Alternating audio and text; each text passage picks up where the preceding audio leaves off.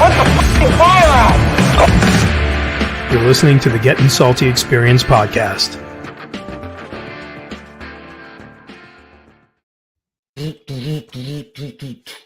And away we go. I gotta say, that's one of the better things that Pete did, bro. Put that intro together. Fantastic job. Yeah, and here we go. We're back. What? Oh, what?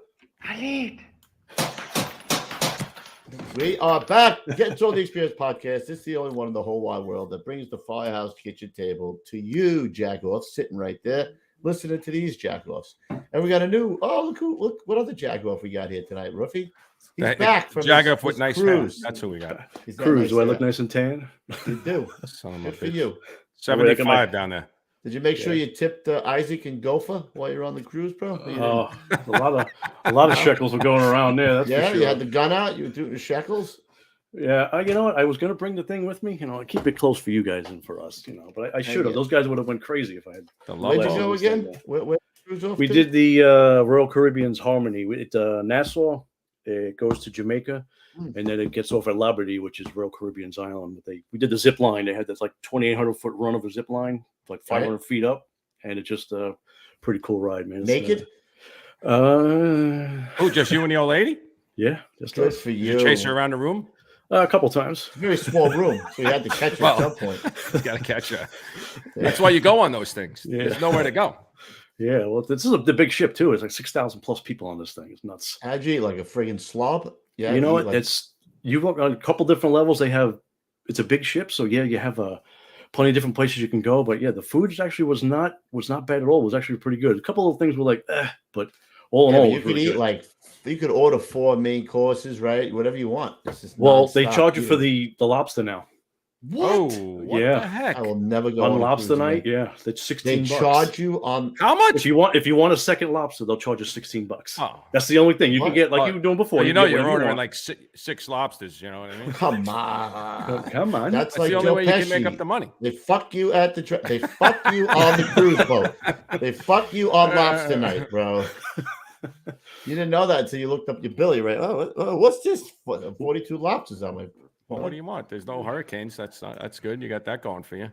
Nah. Yeah, for sure. For sure. But it's oops, sorry, gentlemen. I'm off to a good start. He's excited. He got he was thinking about chasing his old lady around again. I don't know what happened, bro. No, I was putting on a little screen there. But yes, I was thinking about that at the same time too. You are. All right. What about you, Ruff? How's it up there? I can see the heat's not on again.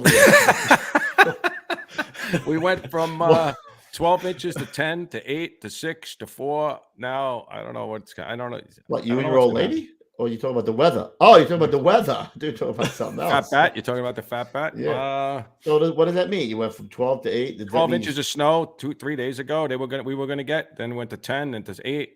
Now it's saying 10 inches and above. You put on the heat. Is that what happens? I got the fire going. That's it. I'm on a fixed income. Fire's going in the other room. It's tough. It's tough making it. I just told my mother that today. It's very rough. Paycheck to paycheck, man. Barely scraping by. You know what I mean? Mm-hmm.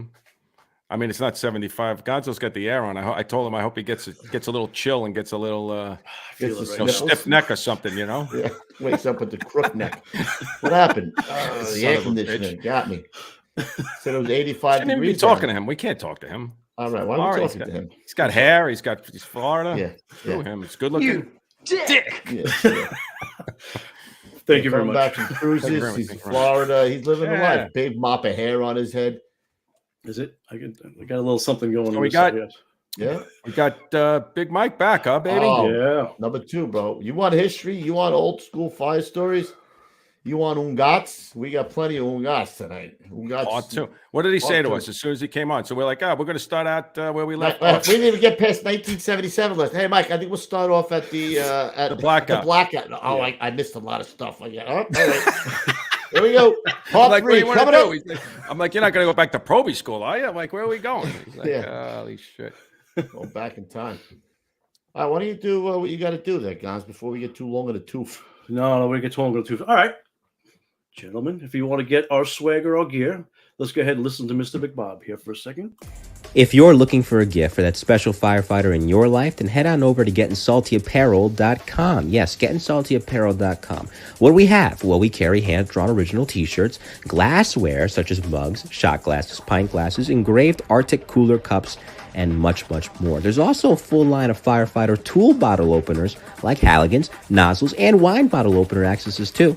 And if you're a cigar smoker, congratulations! We have partner saw cigar cutters and humidors. Think we're done? Far from it. We got toiletry, gear bags, koozies, a full line of hats, decals, sweatshirts, and once again, so much more.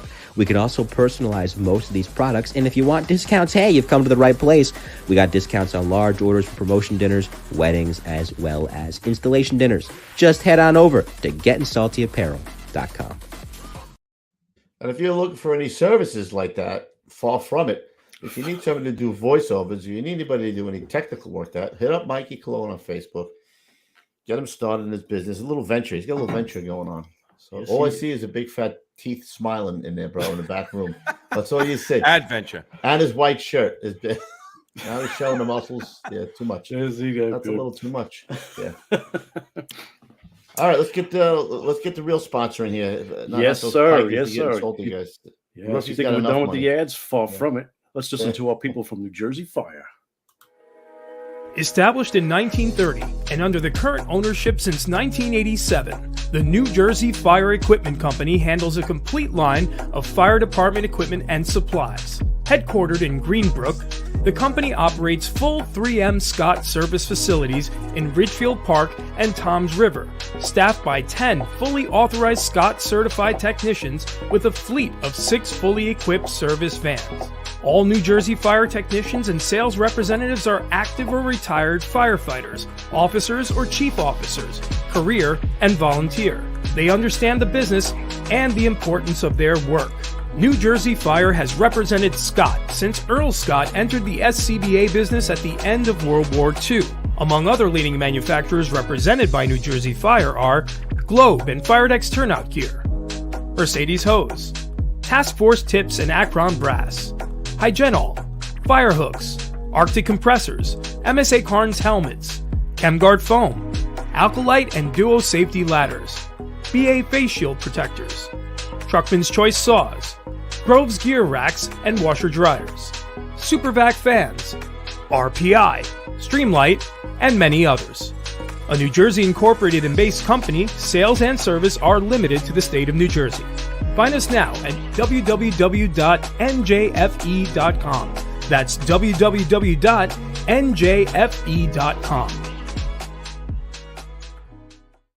How's this for an idea for a shirt? You ready? You think Ruffian Cubs are tired of taking your money? Far from it.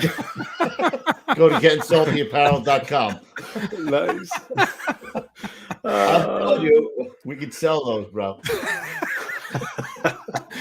I think you're onto something there. McBob. We'll put that in the corner. Some of the partial proceeds go towards McBob. What do you got? All right. 10%. There you go. There you go. I'll send you a mug. What? You got something else? No. Yes, we do. Oh, I'm sorry, Lou. You got something? No, nothing. No. All right, we got 2 last things to do, gentlemen. If you're here joining us tonight, hit us up in the super chat. If you have a question or you just want to support us, again, that's the best way to communicate with us, and we can get your questions answered. Like I said, if you want to support us, just hit us up. And we got to pay our respects, gentlemen. Are we ready? Here we go. Do it. I pledge allegiance to the flag of the United States of America and to the republic for which it stands, one nation, under God, indivisible, with liberty and justice for all.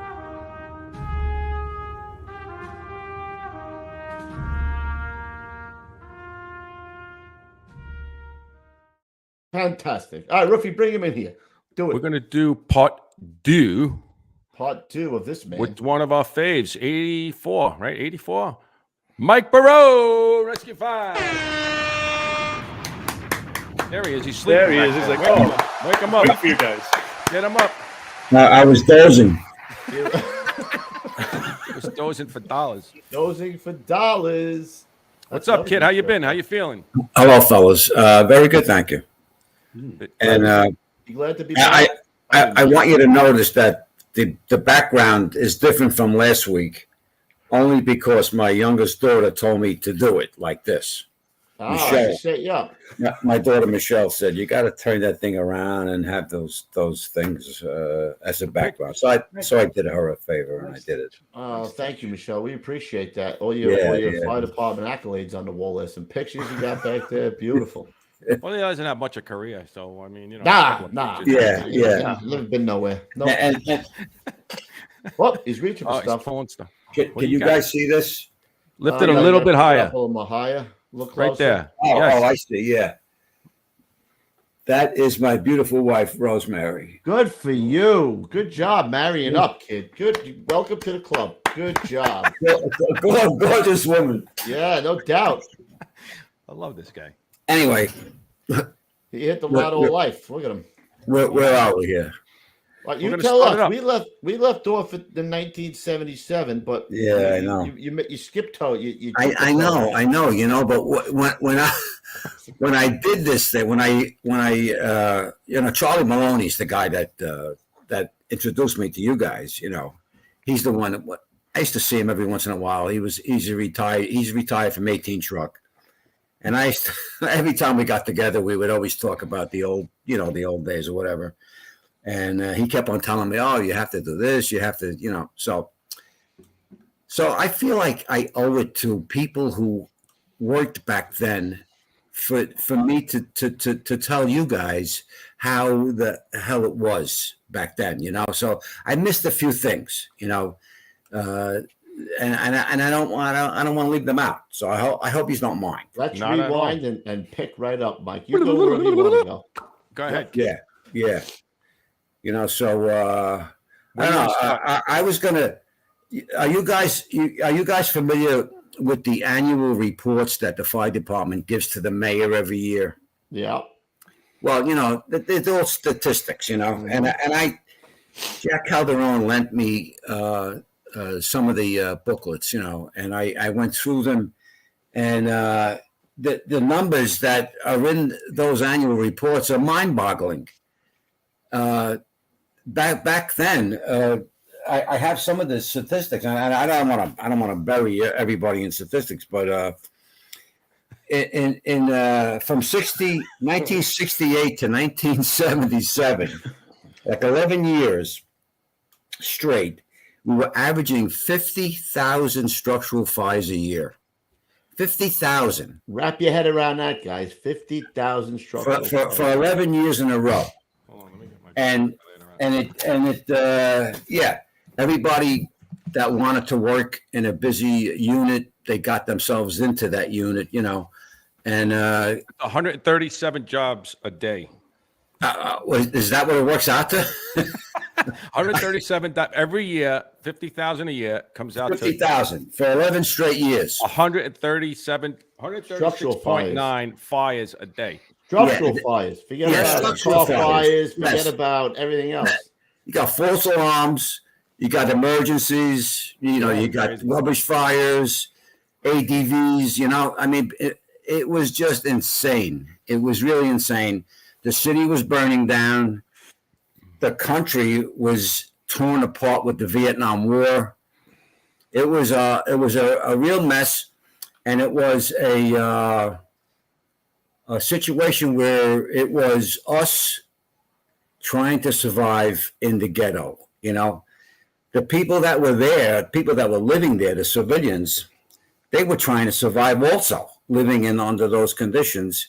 And a lot of times we didn't really get along with a lot of the people that were living there and were going through their own shit, and they oftentimes took it out on the cops and firemen that were working in those areas, so it made it even worse, You're the one showing up. I mean, there were times that we would go on runs and we could not go past Houston Street without police escort into the Alphabet City area. Avenues B, C, and D, between Houston and 14th Street.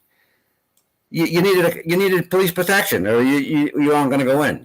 So it was at times. It wasn't always like that, but there were times that it was. Yeah. And I think, in my opinion, my learned opinion, I think that a lot of men that worked in those units suffered from that. That you would never hear it from them. They would never say, "Oh no," but they suffered. They suffered, and I'll give you an example. On a night tour in the old firehouse on Broome Street, we had no air conditioning. We had a goddamn window fan, and we had a big airplane fan in the bunk room. They still have those fans too. By the way, they never took them out. That's all we got now. How anybody didn't get killed, I don't know. But we had this one night we're working. It's hot out. We got no air. The fucking fan is dead, and the fan is hitting the shroud. It's making noise. We're trying to get some shut eye. We're running all night. One guy in the truck lost it. He lost it. He gets up out of bed. He turns the light on, goes downstairs to the apparatus floor, takes the pickaxe off the truck, comes back up and smashes it, hacks the fan out of the window. He just started whacking at it. The officers come out of their office. Everybody's looking at this guy, and nobody's going near him. He's totally out of whack. And he finally gets the fan out of the window frame.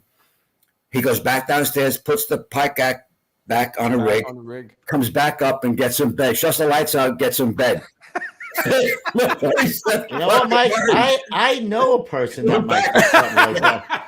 I got a good friend of mine who maybe, just saying, I don't know, maybe he took could have absolutely done that. He could have maybe taken lamps and thrown them in the fireplace in an angry rage. So I don't know. He had been there for a while. And he lasted another couple of years, and then he went to Queens. He transferred to Queens. But he was a great guy, But he just lost it that night. He couldn't take it any longer, And then another incident that I have to tell you is that we used to go to back then when you got a phone alarm. There was no means for the dispatchers to find out who was making these calls. They couldn't do it. They didn't have the equipment to do that. Right, they weren't getting the number that was So coming into it. this one person would call up 112 Suffolk Street near Rivington. That was the first floor, fire on the first floor. So you got fire on the phone alarm for fire on the first floor. So they sent two to the squad. There's 5 pieces of equipment and the chief. Nothing. Go back to the firehouse. Go back out. About 20 minutes later, to 112 Suffolk Street, fire on the first floor. This is going on all night, right? And it had been going on for days or weeks, whatever. This one night, we go back about 3 times, and the third time, and we know who it is, because it's a young woman. It's a young girl.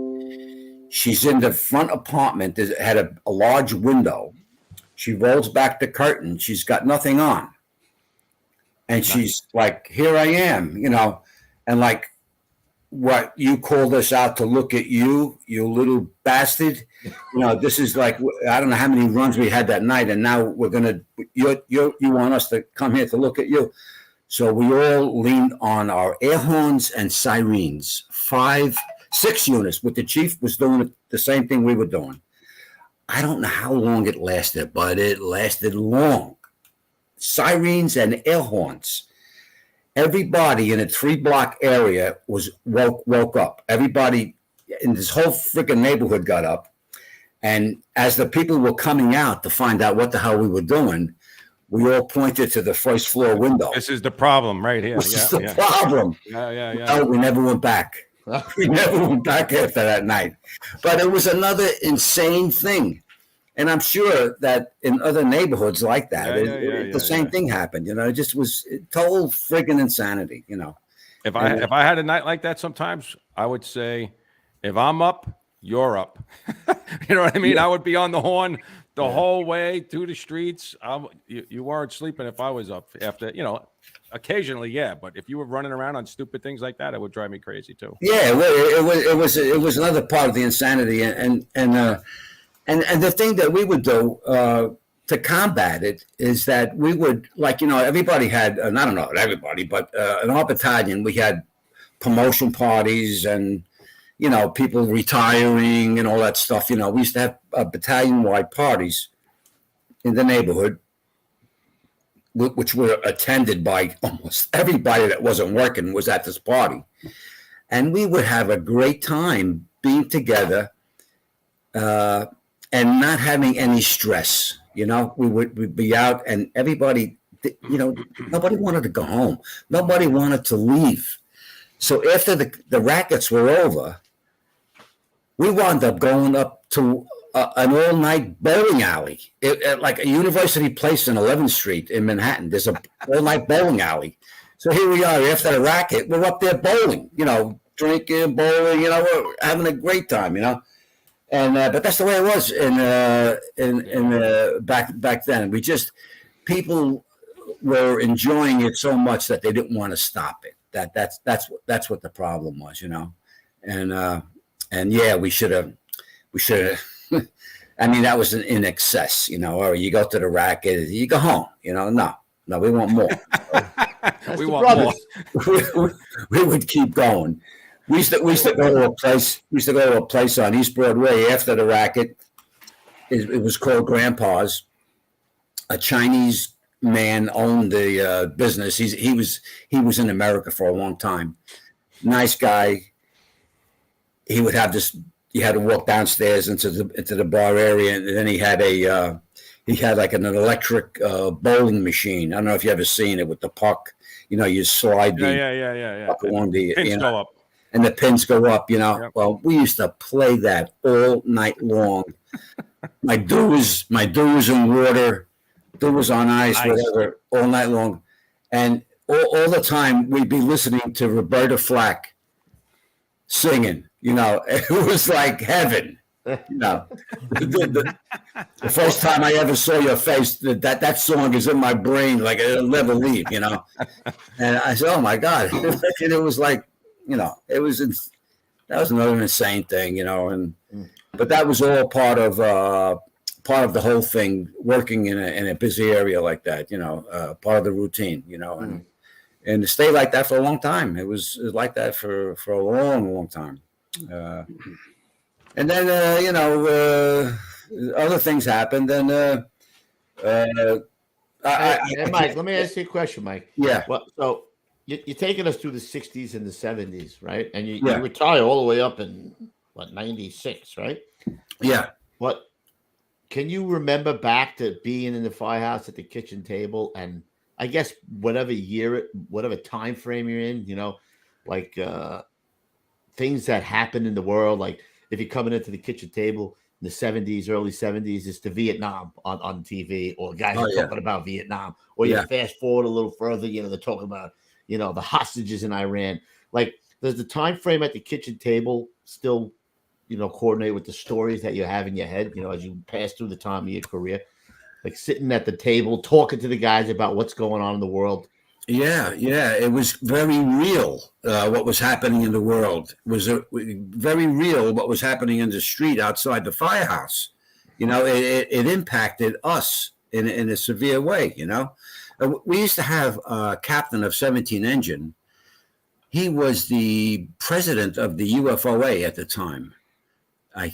His name escapes me, but he arranged to have a parade in New York City to support the troops, kind of a parade, a military parade, because there was so much anti-military, anti-Vietnam thing going on. Yep. So he wanted to combat that, and it was one of the biggest parades in New York City's history.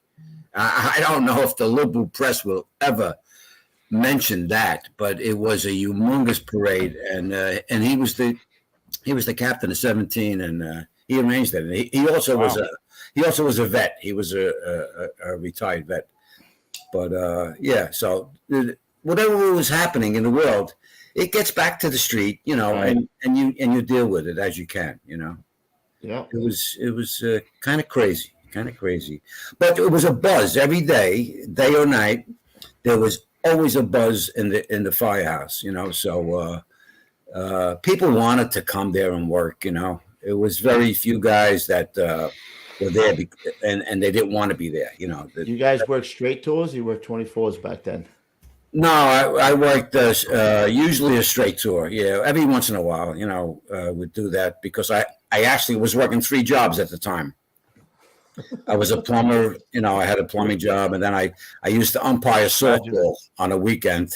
So I was like working all the time. You know, everybody had a second job. Yeah, back then. I don't know if that's true now, but Who's Pooch? Sorry, man. Hey, Mike. Mute yourself. Mute your. So I wanted to say what sticks out to me a lot of times is like the guys in the 60s and the 70s, right? If you didn't love it, right, you guys had nothing, right? You had nothing. The city was in the toilet. You guys weren't getting anything, right? No, And you had no training, right? You just going on, just you guys, right? You guys were learning from each other and just doing it from experience. Nowadays, you know, I'm not saying they're not doing the work. They're not obviously doing the work you were doing. Now they got everything, right? Yeah. These guys have every tool they can get. They have brand new rigs all the time. They got training up the ass, you know, and then sometimes you get the feeling like, I mean, there is a lot of guys since we've been doing this show, we kind of get the sense that there is hope but there was a time there where guys thought that maybe the job as a whole, you know, wasn't as motivated as they were when you guys had nothing. You know what I mean? Like if you really think back to what you had, you know, it's crazy. Not only did we have nothing, but whatever we did get, we had to fight for. Like, you know, it wasn't like, I mean, it was insane the stuff that we had to fight for. And another example of the city, the city deteriorating was on a busy night tour. The rig breaks down. Okay, call the shops. Yeah, we got a truck. You know, come on, send 2 guys out or whatever. You know, so we get somebody takes us out there. We go to the shops and we're looking at what kind of rig we're going to take back. He says the only rig we got is a wooden aerial. So me and this guy Dietrich was with me. We looked at each other. What? A wooden aerial? So, I'm telling you. So we can't refuse it, right? I think I made a phone call and I was told, don't refuse it, you know. So well, all right, okay, we drive it back to 18 truck, pull up in front of the firehouse, and all the guys are there. And we're not getting on that rig. When I drive, they had no protection, no stuff was built onto this truck. So the officer calls the deputy and tells him that the men are refusing to get on the rig. So he gets back to us about 10 minutes later. He says, okay, take the rig down to 10 truck, Lower Manhattan, and take their rig and give them that. You can imagine. Oh my God. You There's could no way. They loved you, bro. You can imagine what 10 truck was, you know. The officer, when we got down there, the officer was outside of the firehouse. He was beside himself, you know, and I don't blame him. I didn't blame him. You know, this is what the deal is. We're down here to get your rig. He wanted us to like sign papers that nothing would happen to the rig. Like, you know, he was really pissed off, and you know, who could blame him? So, but we did. We took his rig. We gave him and we used that for the rest of the night. But that's the way the job was back then. It was kind of crazy. The shit that they were having the men do, you know, and changing oil. We used to change the oil on the rigs. And are you kidding? On a truck and the filters? Are you nuts? I mean, and then the Chiefs car. We had to do whoever did the oil change on a truck had to do the Chiefs car. It was like, wow. You can't get the mechanic to do this, or somebody to come in here to do this. We were doing it, you know, and putting up with all the bullshit, you know, besides, you know. And then we get a phone call. Listen, detail one guy, 6 a.m., 6 o'clock in the morning, go to Ratner's Bakery on Delancey Street, pick up the order. The order is already in. What was going on was the commissioners in the city would meet once a month with the mayor, and they would have a big breakfast. And each month, a different agency was responsible for bringing in the buns, the donuts, the bagels, whatever. You know, they had a supply. So this was the fire department's turn to get the stuff. They wanted us to take a guy off the line at 6 o'clock in the morning after running his donuts fucking night, and they'll pick up the goddamn buns and bagels and bring it down to downtown Manhattan. So you're gonna write short to fucking bring them donuts. So, yeah, exactly. So what we did was somebody made a phone call to the press, and they sent a couple of reporters down to the firehouse, and we gave them the whole story. And the next day, and it was in the papers. I can't remember the year, but it was in the papers. And the fire commissioner, who was a nice guy, his name was Lowry. He was a real nice guy. He says, I'll do it myself. The headline was Fire Department's Bun Run. The commissioner says the Bun Run. The Bun Run. I like it. They called it the Bun Run, yeah. That's awesome. That's an old school term, right, Ruff? Bun. Who says it called bun anymore? It's the Bun Run. Yeah. Bun Run. It's an industry term. Yeah. So you want to start with we'll get into the 77 there, Mike. What do you think? Into the he's got another one. Wait a minute. He's looking. He's laughing at himself over there. Hey, one more. All right, go. One more. We're on multi-unit drill. And this story is like the insanity of what we did down there. We're on multi-unit drill. There was just recently abandoned warehouse on Cherry Street and Clinton Street. Big building. They abandoned the building. It's in the late 70s, I think. And so we're down there for drill anyway. So we go in the building. We got the towel ladder up. We're in the building. We're checking it out. We're looking at here and there. Somebody finds a stainless steel double thing sink, a humongous, beautiful sink. We gotta get this sink. The sink that we had in the fire was falling apart. Yeah, it was big enough. We were feeding 25 guys a day, a tour. We needed a big freaking sink. So they take the sink to get it out. The big windows in the warehouse. We put it in a bucket. All right, so it fits in the bucket, but it had two extended platforms on either side of the sinks for the dishes and stuff. Yeah, so it was, those were hanging out of the bucket. We get a phone alarm for a fire. My God. Up on Avenue C or someplace. And all the while, what are we going to do? We're taking a run in. You responded with the thing hanging out of the bucket? We're responding with the sink hanging out of the freaking bucket. You ain't leaving that around. That'll disappear. You know what I mean? And the office is saying, we better not have a fucking job. The sink is for you too, Lou, I love it. Whatever. Thank God. But it was a little job. It wasn't a bit. We didn't need the bucket, And the bucket, we use the bucket all the time. I have done a few of those scenarios where we acquired stuff and got a run in the interim and actually responded with stuff like that. Absolutely. Yeah. You weren't leaving it. I was just praying to God that we'd have anything, and we went right back to the firehouse, get rid of the sink. That's awesome. It was stories like that. I come in on a day tour once. And the guys had just come back from Second Alarm up on 2nd Street, 3rd Street and Avenue C. So they said, you got to go back to the building. You got to go back.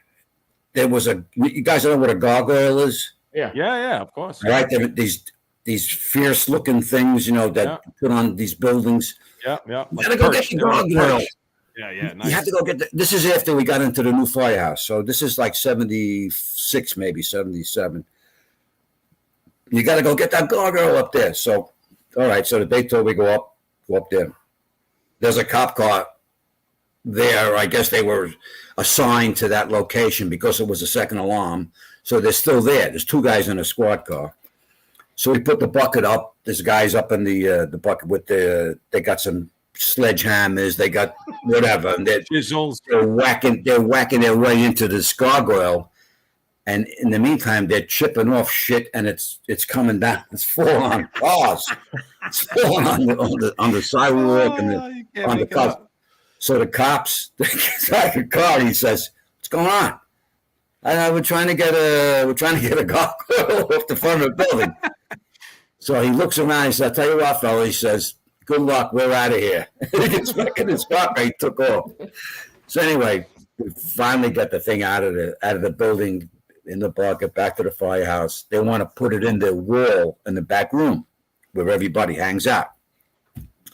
They want to do it that day. So they're back there. We had something to eat, and then they're back there whacking away.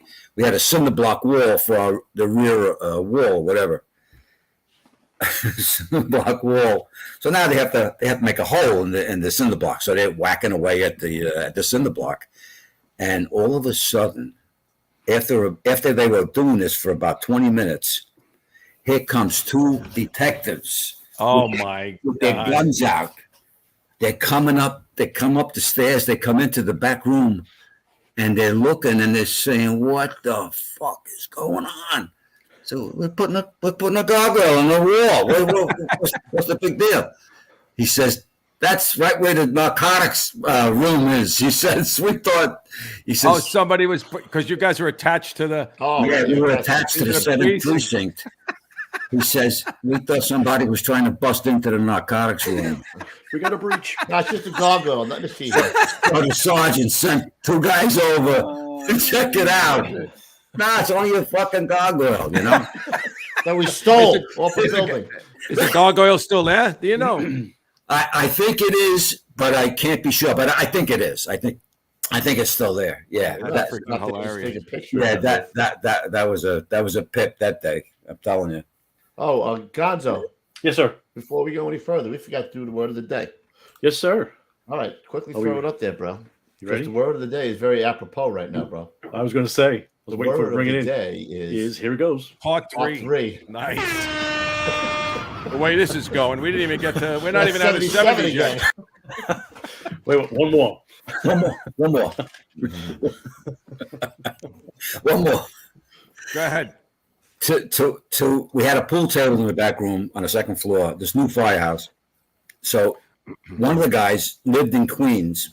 He had a friend of his worked in a truck company in Queens that wanted to get rid of a 40-foot long shuffleboard.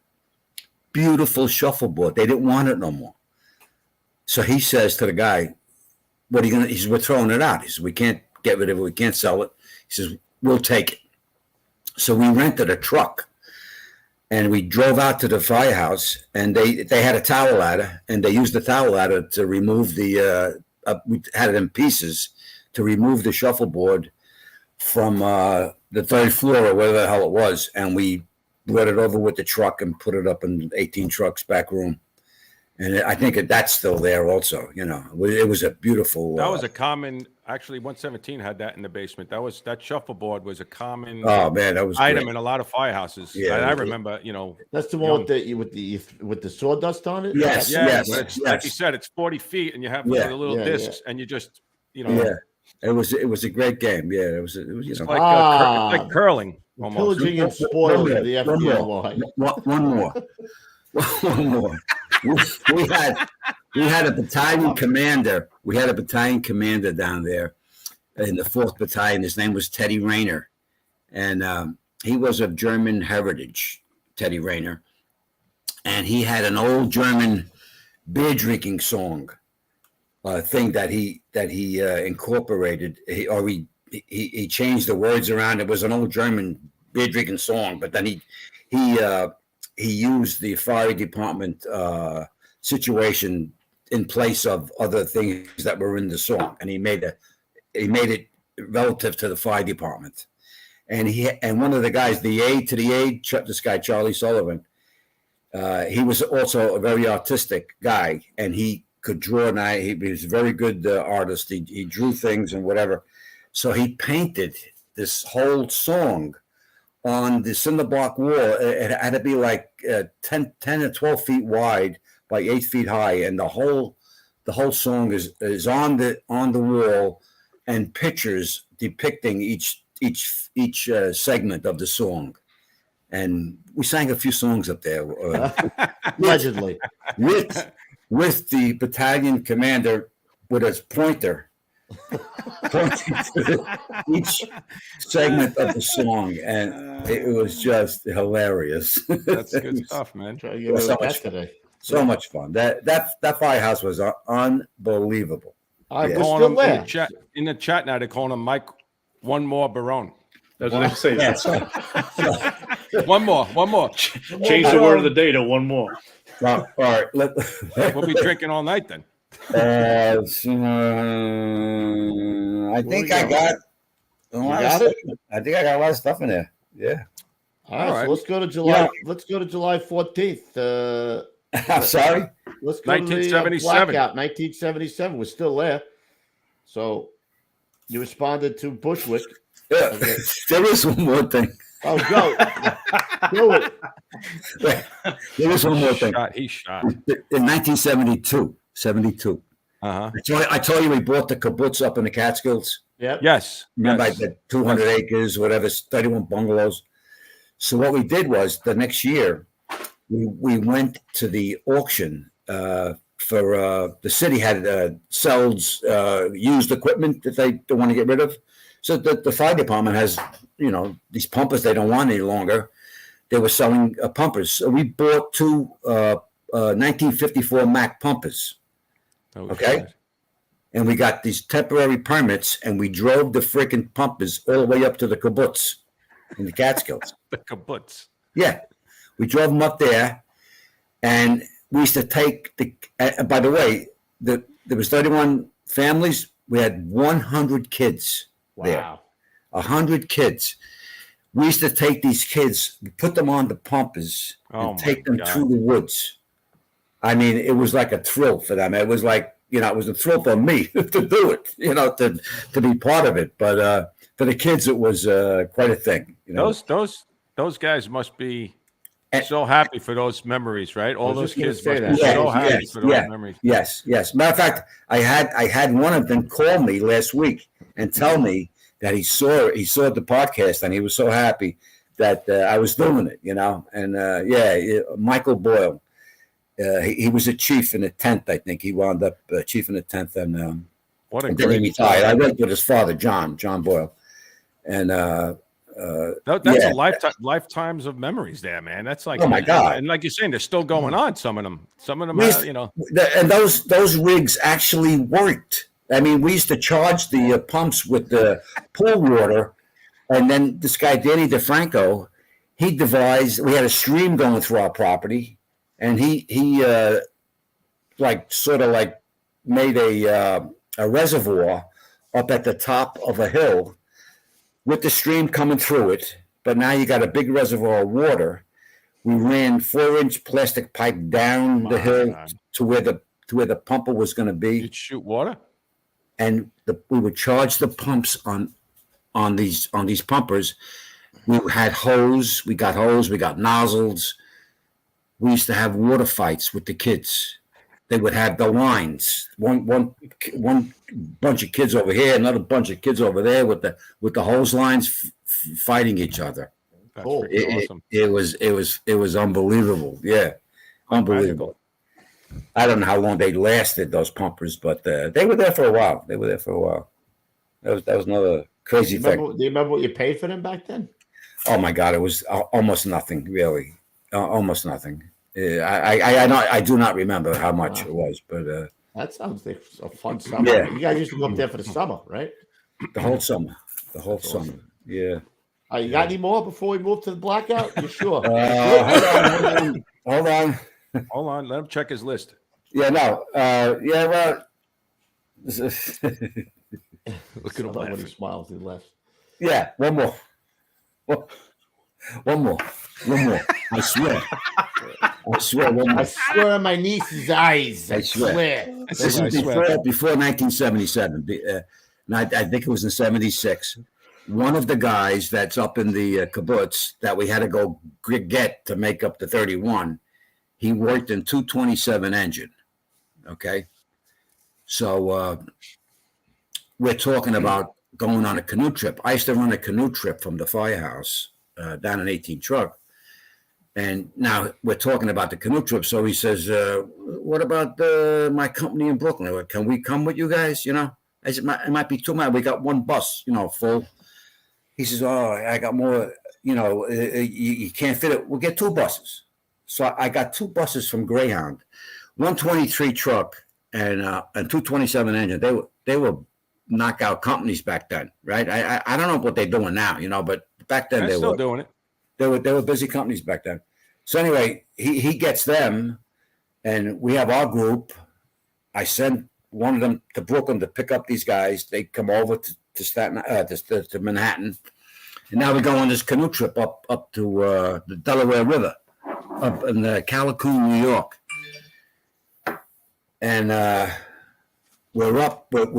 I got the bus loaded with beer and wine, and any kind of food that you could think of, we had. We had soup to nuts. We had grills. We had the whole 9 yards. So we're taking off. We go up to the Catskills. We're on our way, and my bus driver, my bus, he gets a call from the other bus driver. He says, we got to make a stop. So I'm saying, why do we have to make a stop? You know. So the bus driver says, they ran out of hard liquor. I was going to say they're out of beer or something. The guys from Brooklyn ran out of hard liquor. We have to stop in Liberty, New York. They go into town with these buses. It's not a big town, you know. We're in there. They bought everything in the goddamn store, in the liquor store. I said, I didn't have liquor. I didn't buy liquor. I just bought beer and wine for the group, you know, and some soda. But yeah, they ran out of liquor, so they loaded up. We continued back up to the thing, and we had such a fabulous. We drove the buses, which was illegal, down on the water, on the bank of the river. We were right there. We set up our grills. Guys are going up to come down in the canoes. Right, you take the bus up, and then you come down with the canoes there. Yeah, and that's a great thing. And then we were there all day doing it. And then at night, we're all bullshitting. And somebody says, wait, I think I hear something. Start, you know, somebody's yelling for help. Help, help. So holy shit. So everybody runs into near the water. And there's a guy in the water. He's in the middle of the river. The canoe is got him pinned on a rock. All right? He can't move. Guess who it was? It was the fucking bus driver. One of the bus drivers decided to go in the canoe to see how it was because he saw us having a good time all day. So he borrows a canoe. He goes by himself. Bam! He's on this rock. Luckily, his head was above water, or else he would have died. You know, he could not move. So we says, "Oh shit!" So we all I didn't. A lot of guys swam out, pulled the canoe off. No. Couldn't do it. They could not pull the canoe back off this guy's body. Just because of the current, or yeah, the current. So somebody calls 911. It goes to Pennsylvania. The 911 because Pennsylvania's right there. It's right on the border. Actually, that river's on the border. Yeah. So Pennsylvania, the town rescue company comes, you know, with a van or something, whatever it was. As soon as the guy pulled up, we opened the doors, we're pulling shit out, you know. What's going on? You know, we got a guy in the river, you know. We have to get him out. So we got a couple of ropes, you know, like roof rope type stuff, you know, and we fastened it, hooked it up to the canoe, and it took almost all of us to pull on this fucking rope to pull the canoe away enough for somebody to pull the guy out. No shit. Yeah, we could. You're right. If it was that tough, his head was above water because he's dead. And we would have not have known it. You know, so it was time to go home. Yeah, told us time to go. Where's the bus driver? Where's the bus driver? I don't know, Mike. You drive it home, Mike. Anyway, That's when I get behind the bus. Yeah. I think he broke either he broke his leg or it's something really bad happened because they took him to a hospital in Pennsylvania, and we had to go get him. We had to go get him from the hospital. We were able to do that because one of the guys in the kibbutz came down in his private car to join us on the canoe trip. So he was able to go there. We brought a couple of us with him. And we got the bus driver back out of the hospital. And then the bus driver, he doesn't want Greyhound to know this. He doesn't want nobody to know that he got hurt on going on the canoe, So we got him back, and now he can't drive. His leg is screwed up. So one of the guys had to drive the bus back to New York. All tuned up. Yeah, he had to drive the bus back to New York. To make a long story short, Danny DeFranco wrote a letter to Greyhound with commending the bus driver for his exemplary actions in coming to the aid of one of the firemen who had got hurt in the. They put him in for a medal. He got an award or something. The guy from Greyhound. So, that was, oh my God! It was like really. I'm trying to get them. I ran the whole thing, so I'm trying to get them back in the bus so we can get the hell out of there. It was like dark. It was, how long do you want to stay? They were in a gin mill. They found a gin mill up just. Come on! They walked over to the gin mill. I had a hard time getting them out of the gin mill to get back on the bus. No, come on! It was like now I know you're lying. No, I think that's the last time I did that with two bus loads of guys. That was it. That was boost. I think that's it though. We're good. Woo. I'll tell you right now, it was worth it. It was worth it, Mike. Was it? Yeah. I hope so. That was a good story, brother. Just a few, just a few things. I don't want to get you nervous, but we're already like 52 minutes in. Yeah, and we haven't got past 1977. We didn't even get to where we left off yet. Yeah.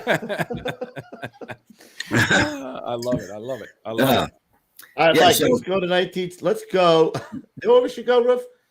Let's go to the Blackout, 1977. You know what? It's a good place. We should start there. I think we ended there, right? Didn't we end there? I told her I was working that day that Selleck fell and all that stuff. I told you that story. That you told us, but you didn't talk about the Blackout. Oh, okay.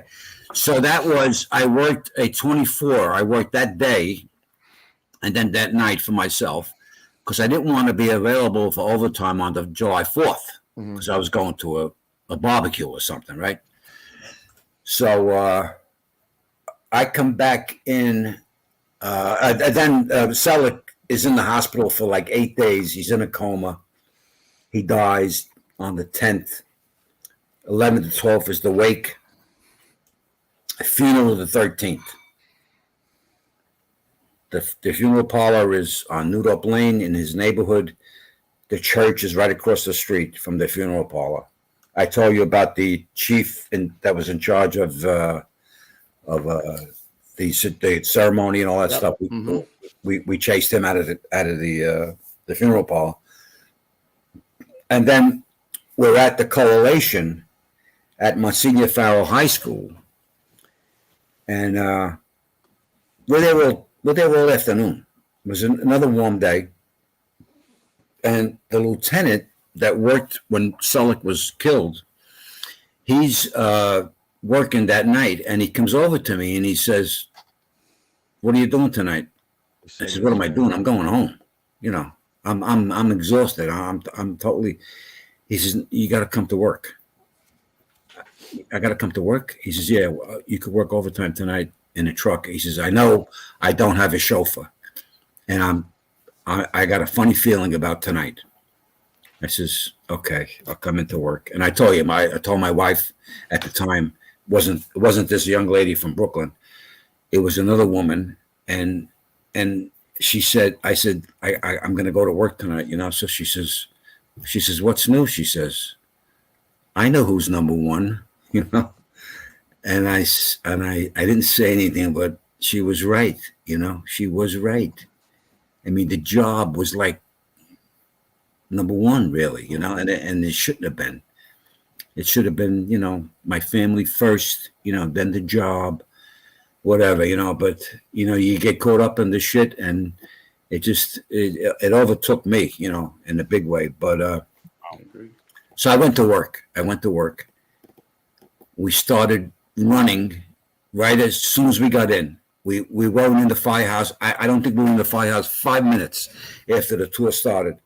As a matter of fact, I remember the chief, this guy Hirschfield, Chief Hirschfield on the 4th.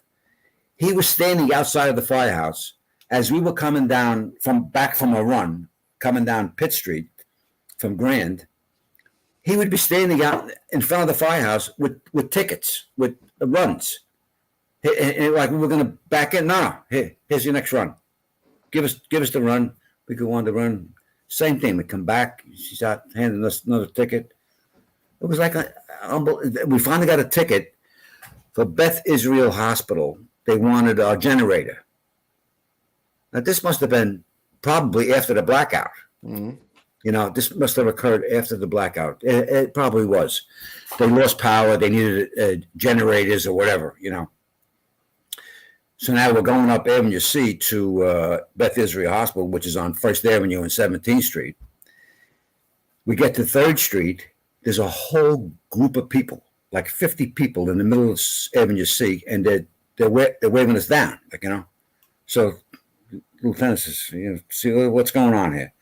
So we stop the rig, and they're pointing down 3rd Street. There's a fire down 3rd Street. So, all right, so we got to go look, see what's going on. And what it was an old synagogue converted into a Baptist church was going, So like, what are we going to do? We got to stay here. I mean, we can't, all these people, So we tell the dispatcher, I don't even know if they acknowledged us or whatever, but we told them we were stopping at this fire. And, we're all by ourselves. We asked for full assignment, 1075. We got a building on fire. So nobody's coming. Fire's getting bigger. So the lieutenant says, I think we're going to have to stretch that 3-inch hose that we carry. The towel ladders carry the 3-inch hose, and then we'll convert it down. We'll have a hand line. At least we'll be putting some freaking water on the fire. Hook up to the hydrant, So we did. We that's what they did. They shut down it wasn't good enough for the people. They started throwing shit at us. You son of a bitches! You're not doing the right thing. Where's the engine or whatever? We were calling for help all the while. All right. So he says to me that the officer says to me, he's inside. He says to me, get help. He says, call the dispatcher, tell me you need police protection. So I called, right? Ungats. I called Manhattan dispatcher, nothing, right? And I did it more than once. I repeatedly was on the phone trying to get them. Nothing. So I said, you know what? I switched frequencies to Brooklyn. All right? Now, Brooklyn is absolutely insane with what they're doing, right? The dispatcher picks up at least he picked the freaking phone up because I ladder 18 to Brooklyn. So he must have said, ladder 18? He says, where are you? And he thought we were in the borough, Right, yeah. So I says, no, we're in Manhattan. We're on 3rd Street between C and B. We need police protection or help or whatever. We need some help here. We're getting shit thrown at us and the mob is getting ugly, He says, holy shit. He says, these guys are busy as a bastard here. He says, but I tell you what, he says, I'll do everything I can to get you help. He said, I won't let it go. He says, I'll try to get you some help. It was Warren Fuchs on the phone. Warren, baby. Yeah. Warren Fuchs. And I didn't know it was him at the time. I didn't really know him, but I met him later on through Jack Calderon. And I told him that story, and I don't know if he remembers it, but he would probably remember that. Oh, he remembers everything, that guy. If you asked him that on that night, if somebody from Manhattan called up for help, I'm going to ask him. So what he did, I don't know if he knew anybody or he just took a chance and he called the fire marshal's base in Brooklyn. He got somebody there to send a group of fire marshals over to our situation. Oh, that was good thinking. Yeah, right? That's good. Now, there's a guy worth his weight in gold. That guy, right? Brain, function, under pressure, do the job. I mean, come on. He was the best. He was the best. He is the best. And they finally showed up. The marshals showed up. The freaking thing went to a second alarm or something. And, you know, it was like another all-night thing. Now, this is the premonition that the lieutenant had that something something bad was going to happen that night. So this was it, like, you know. And we finally get out of there, and we're taken up. And there were still units there, but they were letting us go. So the lieutenant says to the chief, we hadn't been in the firehouse all night. So he says to the chief, he says, hey, chief, he says, we're going to take some time. We gotta eat, you know, maybe get washed up a little bit. Oh no, he says, you know, the city's in a total recall and all this other shit, you know, and he was like, you can't, no time. He says, no time. So the lieutenant looks at him. He says, Chief, we're taking time. We're going to go back to the firehouse. We're going to eat. We're going to get washed up. I'm calling the deputy. I'm going to call the deputy. Okay, that's peachy. You call the deputy. We're going back to the firehouse.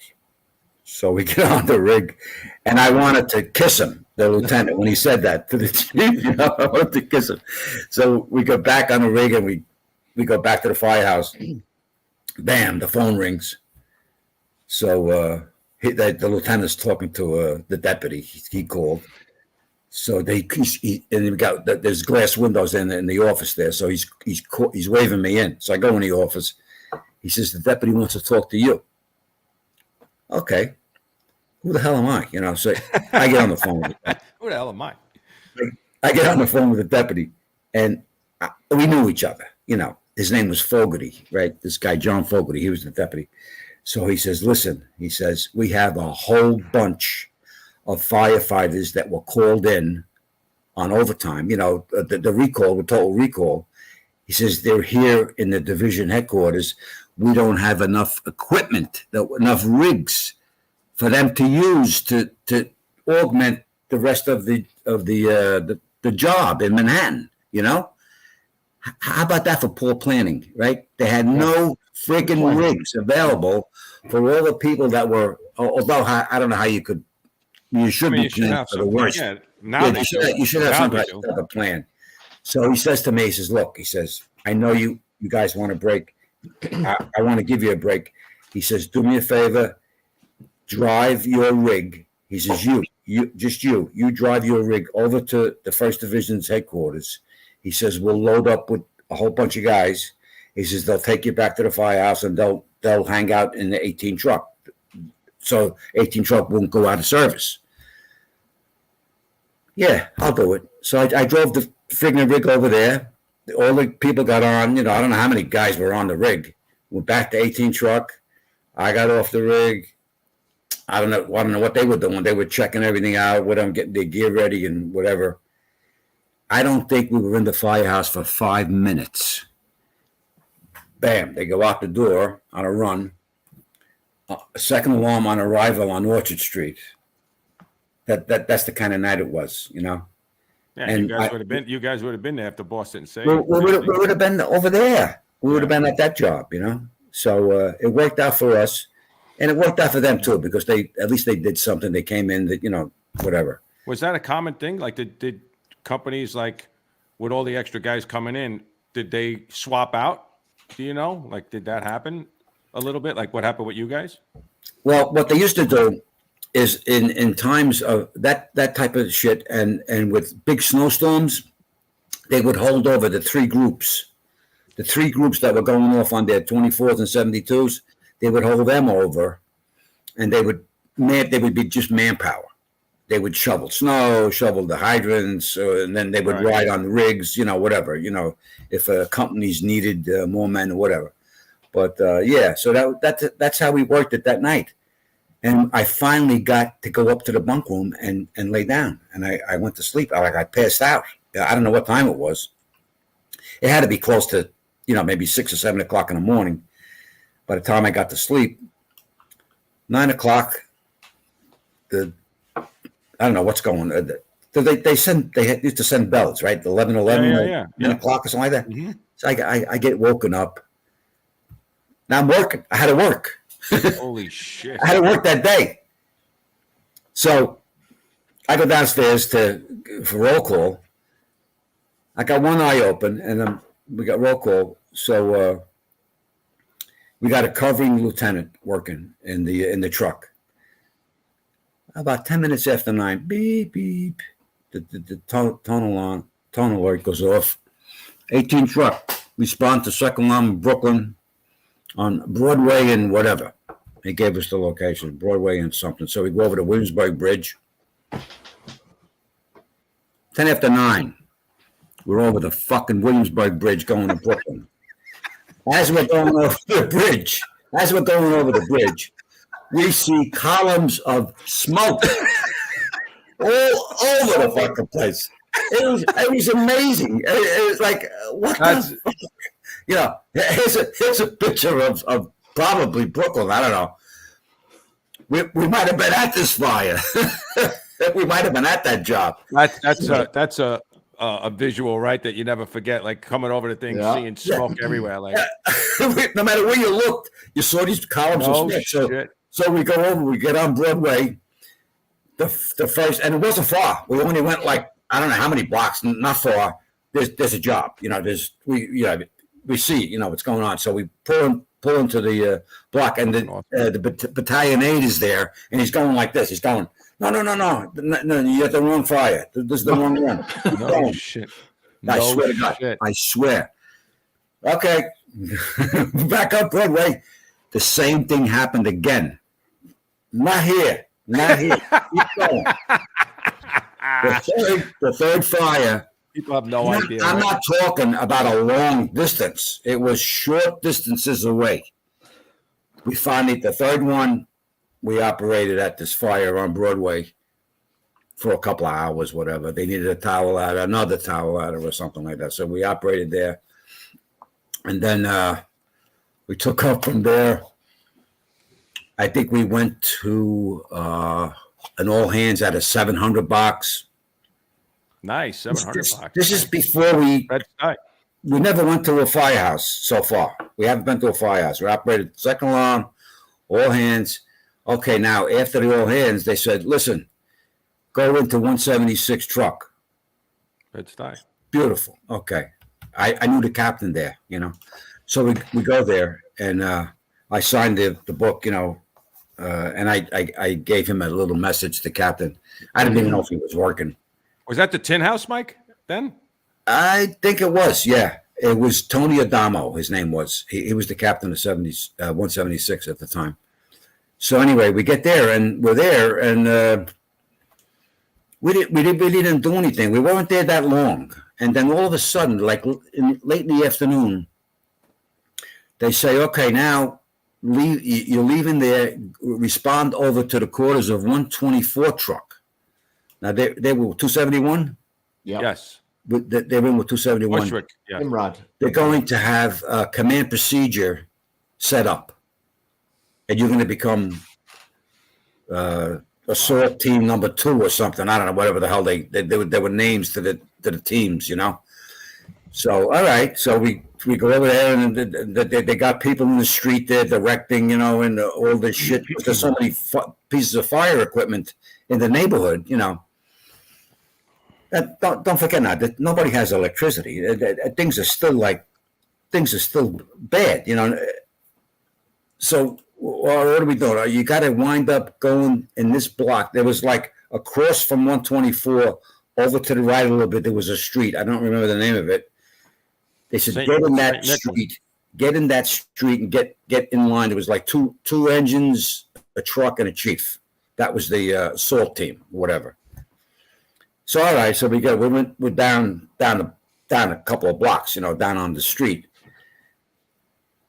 So one of the guys says, we get a chance to fucking eat or have a drink or something or whatever, This is like late in the afternoon now.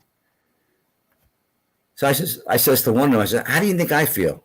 You got 2 hours of sleep. Yeah. I've been doing this for 24 hours, So somebody says, hey, there's a bar restaurant right there. We can get something in there. Everybody's going in there, So we told the officer. He says, yeah. He says, go ahead. So we went in. We left one guy driving. So he had to move the truck up a little at a time as they were getting runs. Then you would move the truck up a little bit more. Shit. So we were in there. The guy had gotten ice someplace. He had cold beer and sandwiches. Oh my God, it was like heaven. Heaven. Being in this place. We were in the back room having a couple of brews and having a sandwich or whatever. And then we started getting up towards the front. So the lieutenant said, hey, come on, we got to, get out here, get on the rig. So we finally make it up to the front of the line. And some officer comes out. I think he was a captain. And he had a ticket. He had another guy with a ticket. He had a ticket. He comes over and he says, listen, he says, after this run, go back to Manhattan. He says, you guys have been here all day. Take this run in, then go back to Manhattan. Beautiful. All right. Music to my ears. So there's a buff. 124 had a buff there. And the buff says, hey, listen, I know where that is. He says, let me come with you. He says, and I'll show you how to get there. Get right there. So I said, all right, let him in. So he gets in the middle. We're going. You know where we're going? The name of the intersection was Stone and Somers. Was the intersection of the fire. It went to a fifth alarm. A fucking fifth alarm. I had to reposition the rig about 3 times because it started burning. This fire was in WNYF, and 124 rig got burnt also. I think it was 124. I'm not sure about it, but I think it was. But this thing went through like a fifth alarm. You were almost out of it. They pulled you back in. Almost. Stone and Somers. I think it was box 997 or something. I can't remember the box number. But anyway, so now we're operating at this. Like I said, we repositioned the rig. And then I got the bucket up, and there's a couple of guys in the bucket. And the other guys, they weren't just standing by. They were pulling ceilings in the buildings across the street. The buildings across the street from this fire were lighting on fire, right? Radiant heat was setting all these buildings on fire. Wow. So they were in there with engine companies trying to pull ceilings and put the fire out. It was totally like, where are we? In London during World War II or something? Like the Blitz. The Blitz. It was like, Hey, Gonzo, Audie Werkel is saying that picture that you just pulled up is that fire. Is Stone and Somers? Yeah, that's what he said. Go back. This looks like the original. The one on the left looks like the original fire building. It was a commercial building. Yeah, that looks commercial, Mike. Huh? That looks like a commercial building. The ones across the street are all residential. That would make sense. Yeah. See, actually, it might be 18 truck that you're looking at. And you know what's crazy? None of the rigs are close to that, to those, like you said, because everything was burning. Everything was burning, and the rigs were burning. Put it this way: I've never seen a bucket operating like that, like where that is. Like the rig is on the opposite side of the street, and the bucket. I've never seen that before in my life. That is kind of crazy. Yeah, so we worked there until I think it was 10 o'clock at night. Yeah, that might be it too. There, look at that. I don't know. No, I saw the ladder truck there. Take a good look at the cars. See the cars? Yeah. The cars. They're smoking. Yeah, Mike. The cars are getting ready to go up. Yeah. They're smoking now. I'm telling you, it was unbelievable. And like I said, the other 2 guys that weren't in the bucket, they were helping pull ceilings and shit on the buildings across the street. So anyway, about 10 o'clock at night, the night tour shows up. 18 Trucks night tour shows up. They got a van, take him out there. So when the chauffeur, this guy Bobby Johnson, he says to me, he says, Mike, he says, I got you good overtime. He says, we didn't get here till 10 o'clock. What do you think of that? That's you son of a bitch. Like I want fucking overtime. I want to go to sleep. That's all I wanted to do. I want to go to sleep. I didn't care about the overtime. $100, whatever it was, right? I tell you. So anyway, we finally got out of there. So they're there, and they worked there until about 12, and then they were told to go to a firehouse, a local firehouse. I don't know which one it was, to take a break, and then go back to Manhattan. So while they're taking a break, people are pounding on the door. They get a verbal alarm for a fire on Holt Street. I think it was around the corner or something was close by. So they wound up having to go to that job. They worked that it was an all hands, and then I think they came back to Manhattan. But that was some freaking night. When you went home, you didn't have power when you got home, right? But at that time, no, Staten Island was lucky. I think they got power back. Oh, away. Yeah, not right away, but not that. I don't think there was as long as the other. Right. Yeah. Wasn't as bad. I don't remember, Coobs. I remember losing power, but I don't remember how long it took for us to get power. Do you remember? I think like towards the late afternoon, early evening, it came back on. Yeah, something like that. That's a pretty visual picture that you painted there, Mike, with coming over the bridge and just seeing like streams of smoke, like in so many different places. Like I wish I would have had a camera, or something to. Yeah, that would be some pictures. That was like, oh my God, what are you kidding? When did you have to come back to work next, Mike? After that? So listen. A week later is when they had that fire in Bushwick, Knickerbocker Street, Menahan. Jeff's father took that picture. My father took those pictures. You were saying that, yes. Yep. So 18 went to that fire during the day, and I relieved that crew that night. We were there for a long time. Oh, you went back fire too, man. After you went home that day. You went back that night. No. This was my next. Next set. I got you. It was a week later. It was like on the 18th, I think. Yeah, that's when 124's rig melted. Yeah, they did. They melted. Maybe I don't know. I thought it was at the Stone and Somers fire, but yeah. So wow, very interesting circumstances there. It was like unbelievable. And then listen to this: the Selleck family suffering for the tragedy of having their son killed like he was. And then going through the blackout, Staten Island was affected, but not like as severely as the other boroughs. Buildings. Yeah, the other boroughs. Yeah, and it was a heartbreaker, And I remember trying to bring them some type of support. They were such beautiful people. Matt and Inez Selleck, the mother and father of this guy, Marty Selleck, they were the two of the most wonderful people I ever met in my life. I don't think I'll ever meet two people as good as them, ever. They were so, and they had a big family. They had four boys and a girl. They had 5 kids in a small building, but it was in a beautiful location on Staten Island. On top of a hill and in like a nature preserve.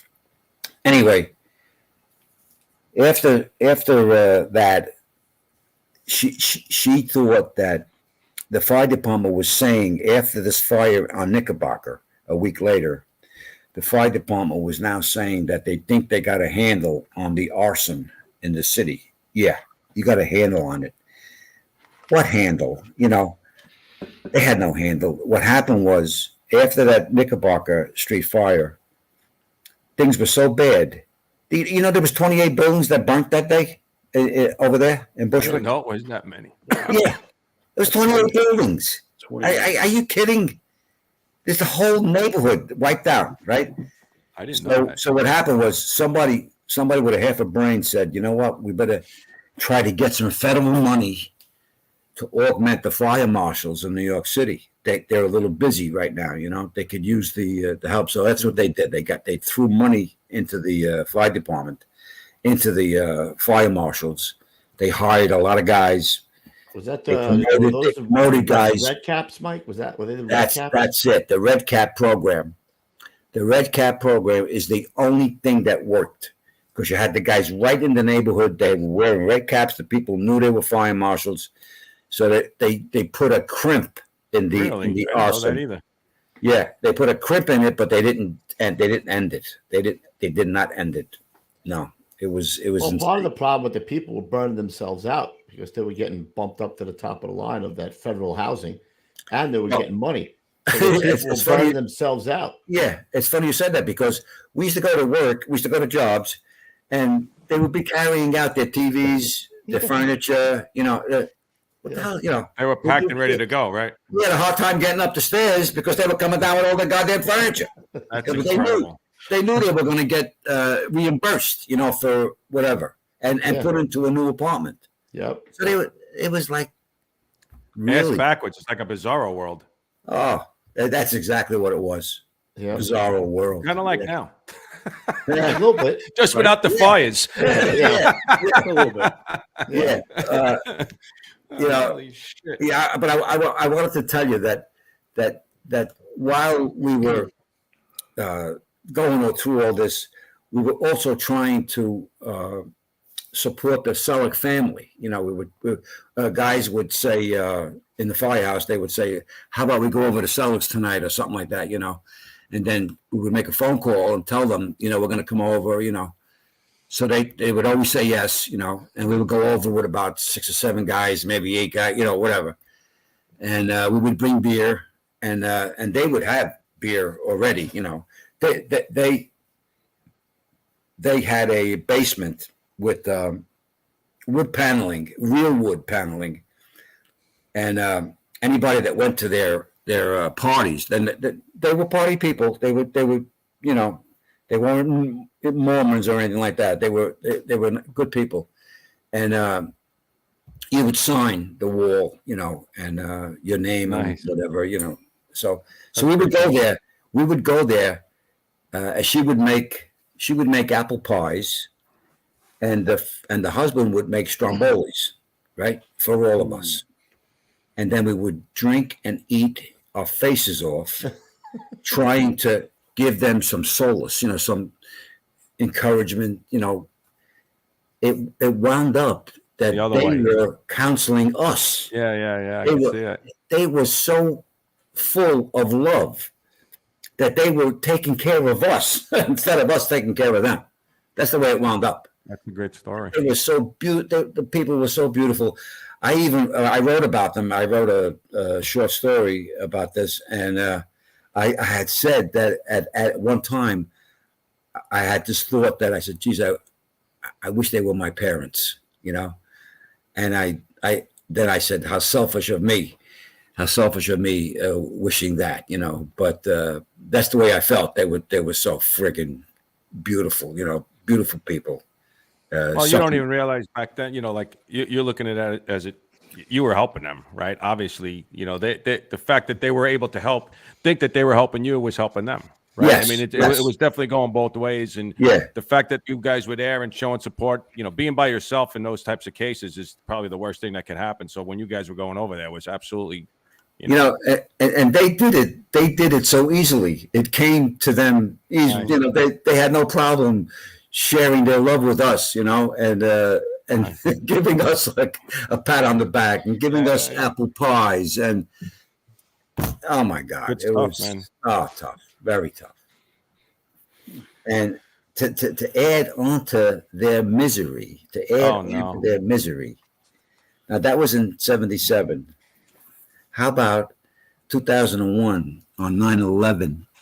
Okay, one of their sons who worked, he was a tech guy, a finance guy. He worked in Midtown. Okay. He worked in Midtown.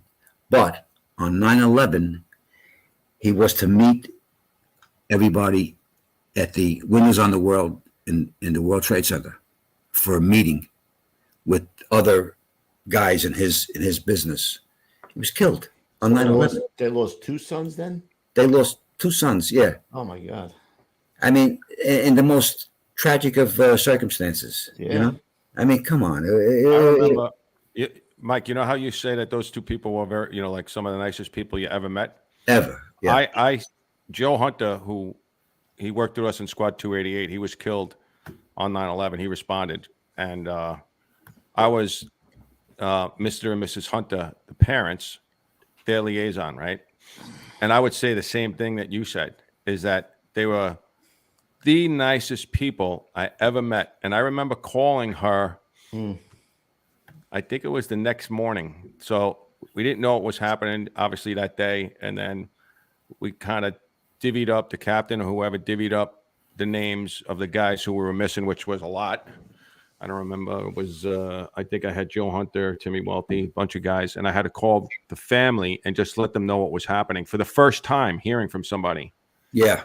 And I remember calling Mrs. Hunter and very, just a sweet woman, Irish brogue, right? Yeah. And I had, Tessie, right? yeah. And I remember Joe had lost his brother, his younger brother. I don't know how many years prior to that, but in a car accident, right? I think when Joe was younger. His sister. Oh, was it sister? I forget. It was the sister.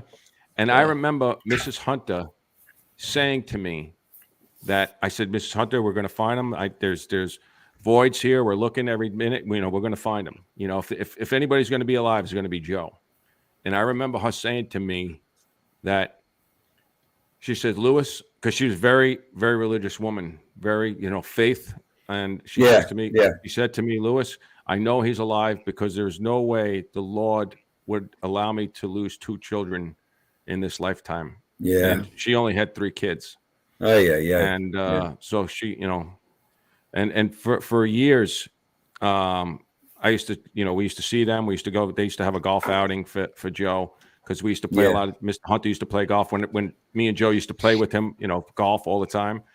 But like you said, I couldn't do enough to make them happy. And I always felt it was reversed. Like it was, they were constantly making me feel so comforted. Yes. And, because I love Joe and I missed him all the time. And, but I never felt like I was there for them. It was almost like they were there for me, kind of similar to what you said. That's what made me think about it. Yeah. It's funny how that works. I used to come home with these apple pies, and Jesus Christmas, I was there to try to help them, and they're helping me. They helped me. Yeah, they helped me a lot. Heartbreaking stuff. Just heartbreaking stuff as well. Yeah.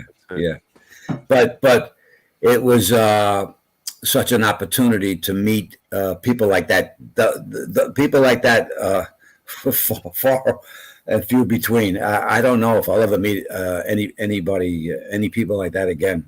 They just with pure love.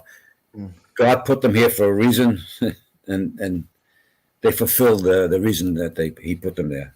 They were great people. Yeah. All right, Coobs, what do we got coming up next? We're still on 77. I don't know how that happens, but maybe we'll move the top. We're going to move to 82. Let's move to 82 when you try. Wait. Oh, hold on. One more. We're not even going to part 3. We're going to be so far past that. We ain't doing I just wanted to. I got one on the side. I got one thing highlighted here. Do it. No, it's not nothing. Not a story. Did you ever hear of the Fire Bell Club? Yes, of course. Yeah, right. So they used to put out a monthly thing. Yeah, with the workers, multiple alarms. Yeah. I used to look at that every month. That was yeah. So in July, how many multiples did we have in July? In the city? You're talking about the whole city? Yeah. The whole city. 97. Oh my God. 97 multiples in the month of July in 1977. I don't even think they do that all year now.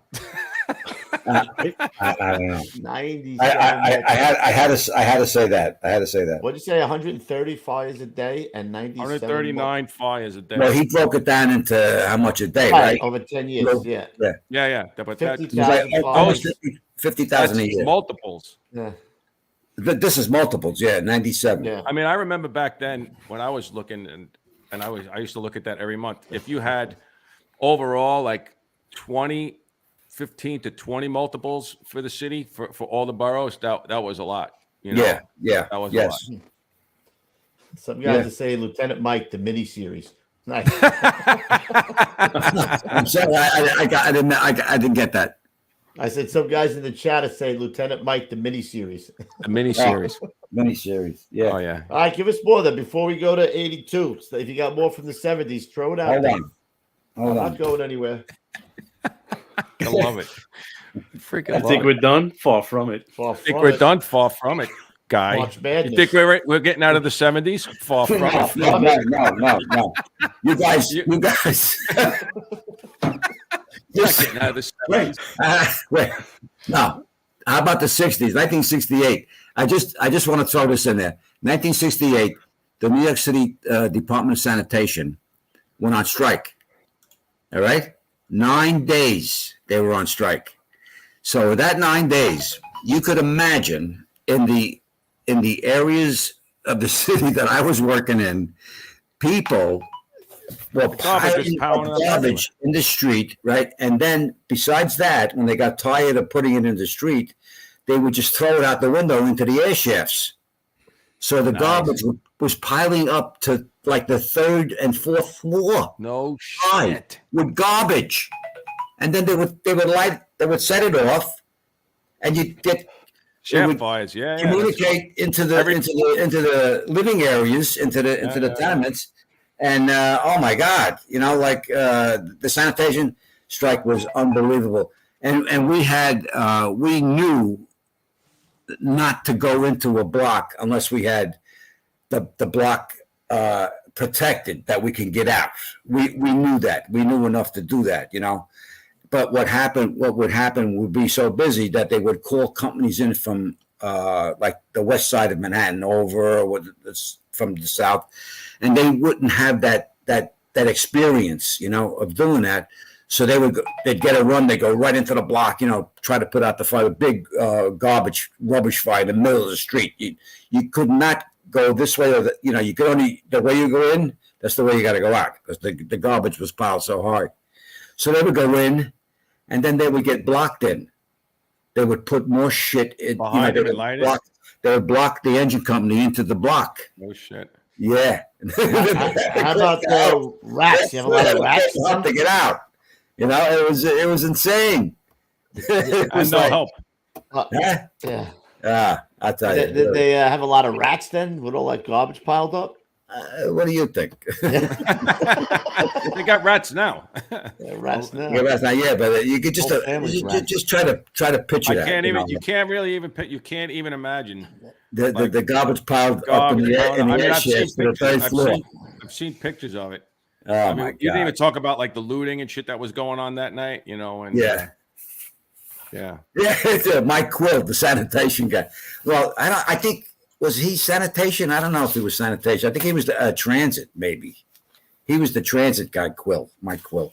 Somebody just put a thing up. I don't know if you saw it. Yeah, it's Patty Lee. That's my lieutenant from 124. Oh, I don't know. I think Mike Quill was transit. I could be mistaken, but come on, Gonzo, get on that. Mike Quill. He used to call Lindsay Lindsley. He used to purposely mispronounce his name. That was another mess, with Lindsay and the transit strikes and oh my God. And you guys, I don't know, that the fire department also went on strike. You know that, right? Yeah, I think. Come on, I want to. I don't know if I know that 100%. What year is that? Throw it out there. I don't remember, dude. Somebody had on. I'm not proud of this. But in 1971, we were having such a friggin' hard time negotiating a contract with the city. This is when we got that we wound up getting that money because of that. But that happened in 1970, I think. We got the $3,000, the money to buy the kibbutz. I think that happened in 70, 71. So then 71, O'Hagan, I think, is the fire commissioner. I think he was the fire commissioner. And he was an egotistical bastard, this O'Hagan, you know.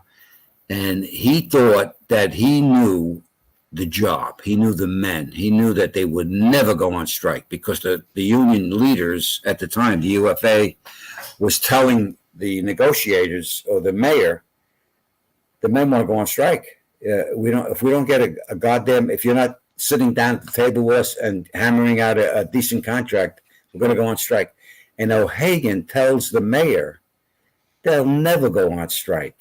You call their bluff. Don't give them shit. This is the fire commissioner. That's incredible. Sticking it in our ass, right? So what happens? I love this guy. Transit. Yeah. The Transit Workers Union is what I have. Yeah. You're right. That's who he was. Yeah, Quill. So guess what? I'm the company delegate in the firehouse. We're striking, baby. 9 o'clock. We're going on strike. I could not believe that I walked out of the door. I couldn't believe it. I think I was working. I think I was working the day tour. I don't know. I don't remember how I was working. But anyway, the whole job did it that morning. The whole job walked out. Would it last a day? There were pockets of firemen that wouldn't go on strike and officers that wouldn't go on strike, and they were trying to make companies up to respond to different shit, you know. But my firehouse, everybody went out. The 3 companies, and it was chaotic. All right, we had a picket in front of the firehouse, and we had set up We had set up a situation on Delancey Street to a gin mill and restaurant that we could go to in case we wanted to take a break. So the guys would walk the picket line and then take a break and go to the. God bless. Yeah, so that's how it's a common thread here. There's always a gin mill somewhere right on the street. Yes. Yeah. You had to see some of the places that they had down there that we were still going into. They're like the only. I remember when we were on Broome Street, there was the only building on the next block. The only building that was left on the block had a gin mill on the first floor. And I think the guy stayed open because he was close to the firehouse. I could be mistaken, but he stayed open for a long time before they knocked out. How long were you on strike for? A day, 2 days? How long? How about 5.5 hours? That's it, huh? 5.5 hours. Yeah. And they'll never strike, he said. Famous last words. Yeah, they'll never go out on strike, you know. So he was wrong about that. And he was wrong about a lot of things, that bastard. I have no love for that man, I'll tell you. He was so bad that they made him the chief of department and the commissioner at the same time. That's incredible. So yes, so what he was doing, he was going like this. Can you see me? He was going like that to all the other chiefs that were waiting for that chief of department gig. You know what I'm saying? It's like a conflict of interest almost. It was insane that they made him the chief of department and the fire commissioner at the same time. So he turned around to the other chiefs in the job and he said, go fuck yourself. I'm going to be the chief of department and the commissioner. Screw your promotion to chief of department. He was an egotistical. I would say ego much, huh? Much of an ego there? Oh my God, this guy was really bad, really bad, and he caused so much friction between the job, the guys, and the chiefs and whatever. You know, he caused it. He was this guy was supposed to be a smart guy. He was a smart guy. You know, I mean, we got the towel out of him in the job when he was the fire commissioner, whatever, you know. I mean, the towel ladder probably would have came in anyway. But anyway, he's a smart guy. You'd think he would learn how to get along with other people, especially the most, decent civil service workers that the city had. Right. You can't get along with them. You can't negotiate a contract or help the city get through. You guys had nothing. You guys were doing all that work, and you had nothing. I mean, how much more did he want? How much more did he want? They had dungarees and roll-up boots, Lou. Come on. Yeah, this guy was busting our balls, and instead of the other way around, trying to help us. Instead of trying to help us. One other thing, the chiefs back then, some of the chiefs, especially in Harlem, I'm trying. The guy's name is on the tip of my tongue. He rewrote a lot of the evolutions that the fire department used during those years, Regan? the 60s and 70s, huh? Regan? Regan. I think Regan. It was a battalion chief, I think, in the 12th battalion. I think it was the 12th. He wrote Lattice 3. I don't know if you guys know Lattice 3. He wrote Lattice 3, and he wrote a lot of other things too, and they changed a lot of the evolutions because of all the stuff that we've gone through during those years, So a lot of good came out of it, I can't believe that stuff came out. Like when I got on the job, if you told me that stuff was only out for 20-something years, I wouldn't have believed it. Like it just seemed like it was around since forever, right? Yeah, they had evolutions. They had evolutions, but they were like antiquated. They were back in the 30s, 40s, and 50s. Right. These chiefs got together and they wrote up these good, instructions on how to fight fires in these buildings. Taxpayers, the whole 9 yards. Yeah, he did everything. Yeah, they were great. They were great. What year are we in? We went backwards. We got to 77, then we were like at 68. We're staying in the 70s till the end. That's it. We're staying in the 70s. Episode 3, we get into the 80s. All right? So I'm not even going to bother to pick him. We're on a roll.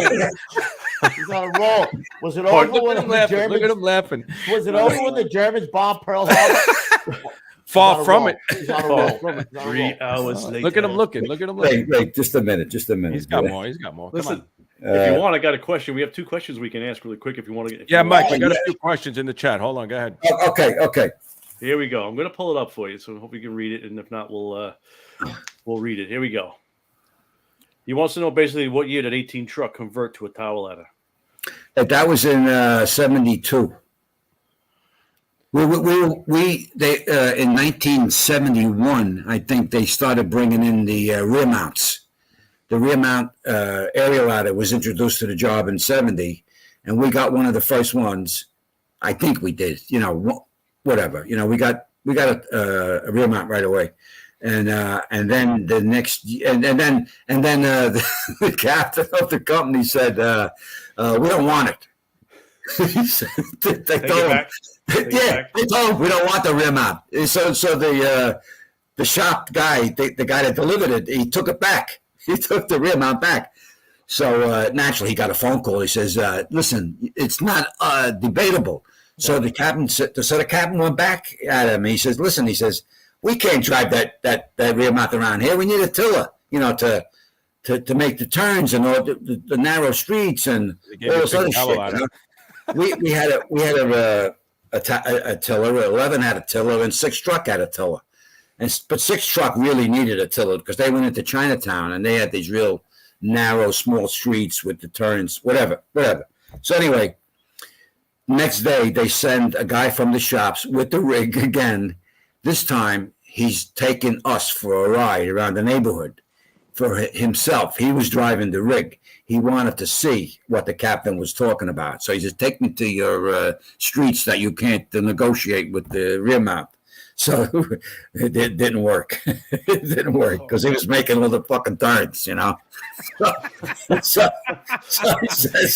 So he says, "You're out of luck, Cap." He said, "You're getting the fucking rear mount, Okay, all right, So we took the rear mount. Then after we had the rear mount for a while, we were getting busier and busier, more fires. In 18 truck, at one point in 18 truck, we had more vacant buildings than occupied buildings in the district, in your BI district. We had more vacant buildings. That it was like, it was starting to really go then. So the next year, Incredible. the tower ladders, now people are getting tower ladder 119, got one of the first ones, and a couple of Harlem 114 truck. 14 truck. 14 truck. Oh, 14 truck had a tower. Yeah, they got one of the first ones, and then the Bronx, whatever. So anyway, sure enough, the next year in 72, we got the phone call. You're going for tower ladder training on this date and all this other shit. You're getting a tower ladder. They had to come in and they had to shore up the floor. They had to go downstairs and put up these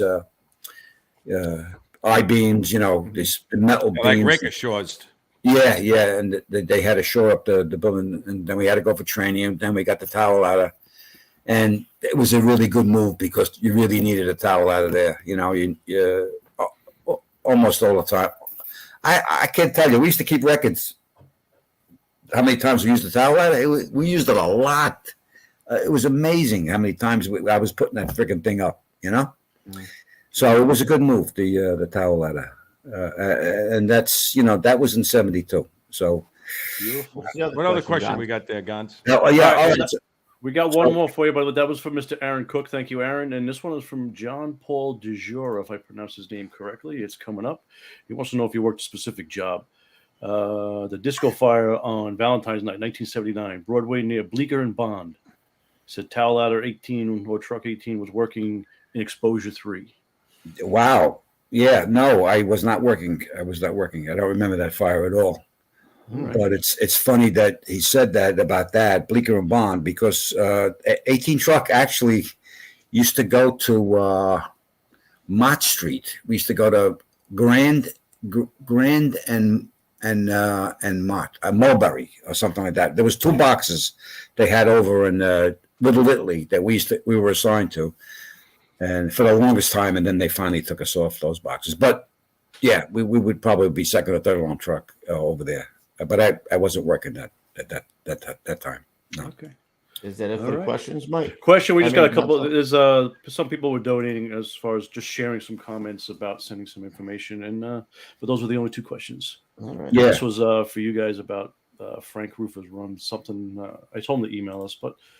And then Mr. Dave Toe, who's always generous, he gave us a little something here. And no one is complaining when Lieutenant Mike says just one more. He's got one right now. I see it in his I can eyes. see him chuckling over there. He's got giggle. So, what do you got?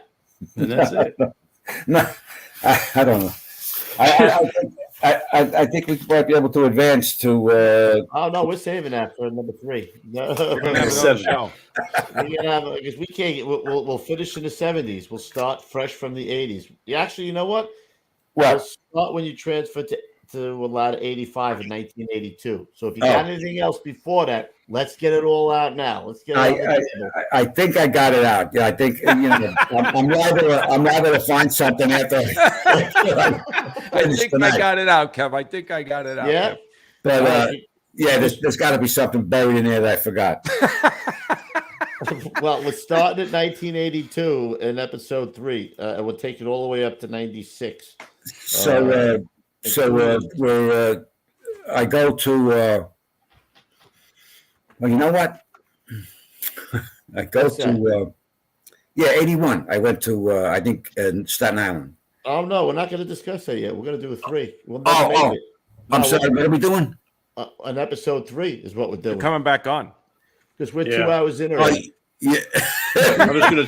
Yeah, we're 2 hours. I mean, I don't know what you got going on over there. You know what I mean? I'm sure the old lady's chasing you around the house, but no, she can't. She can't really move. She can't move around. All right. So you're chasing her around the house. Bandages on. Yeah. So like I said, if you got anything else you want to say about Tower Ladder 18, we'll pick up when you transfer to Staten Island the next time we come on. Yeah. That would be. One of the things we did while we were there, we bitched about the fumes from the rigs. Mm-hmm. Well, I wrote a big dissertation about breathing in these fumes. This was in the new firehouse, you know, and they used to pour out of that black, right? I mean, black. It was disgusting, you know. It really is incredible. All over the world. I mean, the firehouse on Broome Street was awful. You know, I mean, they started up the rig. It was incredible. It's incredible. It was the smoke. It came right up to the pole and into the bunk room, everything, right? Yeah. I mean, when I think back, I mean, I had that probably for like 4 or 5 years. I don't know when the Needemans came out. DeFranco pushed for that, right? For the Needemans. Exactly. He started doing it way back on Broome Street, you know. And then we went to the Pitt Street Firehouse. He continued it, you know, and it paid off because they finally did something about it, you know. But, and to say something like, you know, like when bunker gear came out, guys didn't want to do it, right? Something new. I remember backing in to the firehouse when we got that on Astoria, in Astoria. Guys didn't even want to put that on then, right? They didn't even want to put it on initially, right? Because it was a pain in the ass. And then it got smushed. How many times did the fucking thing get smushed? Like, how many times? Could you imagine, like, how many times that thing got crushed? You know, even years later, it would hang on. Sometimes the magnet wouldn't let go. They adopted different techniques how to get it off, right, to release it, you know, in time, because guys were flying out the fucking door. It would stay on, rip it off. Oh my God! Sometimes the exhaust would come off. Like I'd have the exhaust in the street or something, you know, like holy shit, man. Patty Lee said something that's so true, man. They solved that problem by painting the ceilings black. Remember, they painted. Yeah. Hey, but getting back to bunker gear for a minute, they started getting bunker gear in the early '90s, I think. Yeah, right. Correct. In the early '90s, they started introducing the bunker gear. Okay, do you know how far back bunker gear was introduced? Yeah, 30 decades, right? 30 years before that. Right. Yeah. 30 years. It took the New York City Fire Department 30 freaking years to put bunker gear on the men. In the 60s, they had bunker gear. Yeah, it was developed back then. Fire department knew. Yeah, there was guys like Lee Ielpi and those guys and the Vidge. They were volleys. Yeah, but they were volleys, and they were bringing their gear. I'm sure you saw guys with gear, right? Occasionally here and there, like guys would bring their own gear. Yeah. Just because the city wouldn't, like you said, it was they were working with nothing. I mean, with nothing. There was some mayors that were okay to the fire department, but then there was other mayors that didn't like the fire department, you know, and they just, you know, and then you got assholes like O'Hagan in charge of everything, you know, and you don't get in anything. Mike, it's 2023. I retired 2019. We still didn't have an air conditioner that worked on the fire truck. In 2019, when I retired, the air conditioner, we would flip it on, and it would be hot air coming out of it. Like it would we still have nothing. You still have it, nothing, right? It would be 1,000 degrees out in July, August, right? You don't like the sweat. Roofie don't do no bueno. I'm just saying, how is it that it's fucking 2023? I'm sure the guys would say the same shit. Listen. When we were on Pitt Street. We had this guy, Bobby Johnson, was in an 18 truck, and he was a wire wizard. You know, he was an electronics guy. He could do a lot of stuff. You know, he was a little out there, but he could do a lot of stuff. So we had the Mac tower ladder and the Bulldog on the front of the rig. He put 2 lights in the eyes of the Bulldog, you know, which I thought was fabulous. I love those little red lights in the eyeballs. And then he put a beeper for the reverse. We didn't have a freaking beeper in the reverse. Until somebody got run over. If you could believe that, we didn't have a beeper. So he hooked up a beeper. We had one of the first beepers on the job, you know, on our rig in 18 truck. Yeah. He was a pisser. This guy. When we went in with the 7th precinct, we were complaining. It's not getting cool enough. It's not. The air conditioner is not good enough. The air conditioner, you know, and like most of the mechanical stuff that was over on their side of the building, and they had a full-time mechanic working every day to take care of shit for them over there. We had ungats. We had ourselves. So that's the new word of the day. We said, hey, screw this. Let's put a fucking air conditioner in the bunk room. So we went out and got a humongous air conditioner for the bunk room on top of the air that was in the whole building. I mean, everything else was air conditioned, but the bunk room was never getting cold enough. So Bobby said, don't worry, I could hook it up. Don't worry. He says, we'll put a massive air conditioner in the fucking bunk room. He's in the closet where the circuit breaker panel box was for our unit, our half of the building. He's in that closet. It wasn't a closet, it was a big room, So in the bunk room. I was in the bunk room at the time this happened, and all of a sudden I hear boom, like holy shit, what the hell was that? You could tell if you've been around long enough, you could tell an electrical explosion as opposed to gas or whatever. It just has a distinct tone to it. Boom, the door flies open from the room that he's in. The door flies open and there's white smoke coming out of the fucking thing. Everything went black. Everything, So everybody runs over to the thing. We're expecting to find him on the ground, and he was up against the wall. It blew him against the friggin' wall, and he had some injuries, but he wasn't critically injured. He got banged up really, really bad. And Bobby, what the fuck happened? I don't know. I whatever. He crossed the wire or something. I don't know what the hell he did. I'm concussed. I don't know what's going on. He threw the switch to turn everything on. I think, boom, it blew. Everything went out. Everything it's not like he had a canoe laying on him or anything like that. The friggin' class 3 alarm for the building went off. The cops started coming over. What happened? We heard an explosion over here. We don't have any electricity. And they must have been like these fucking firemen. They're doing something.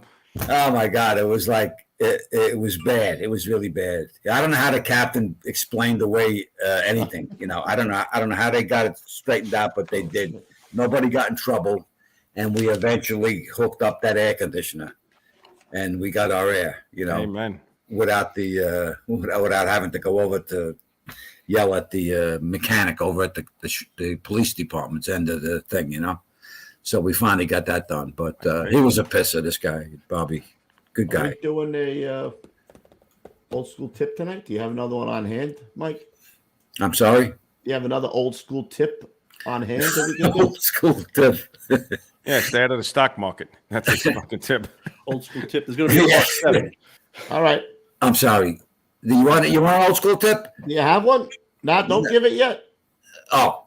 Do you have one? No, not really. I just have a philosophy. That's all, We will continue this on episode 3, bro. Mike, when we sign off after, we'll go through the calendar and we'll pick a date again. We'll see. I know you got some stuff going on. I swear to God, we'll get out of the 70s. We'll get out of the 70s. See what dates you're available.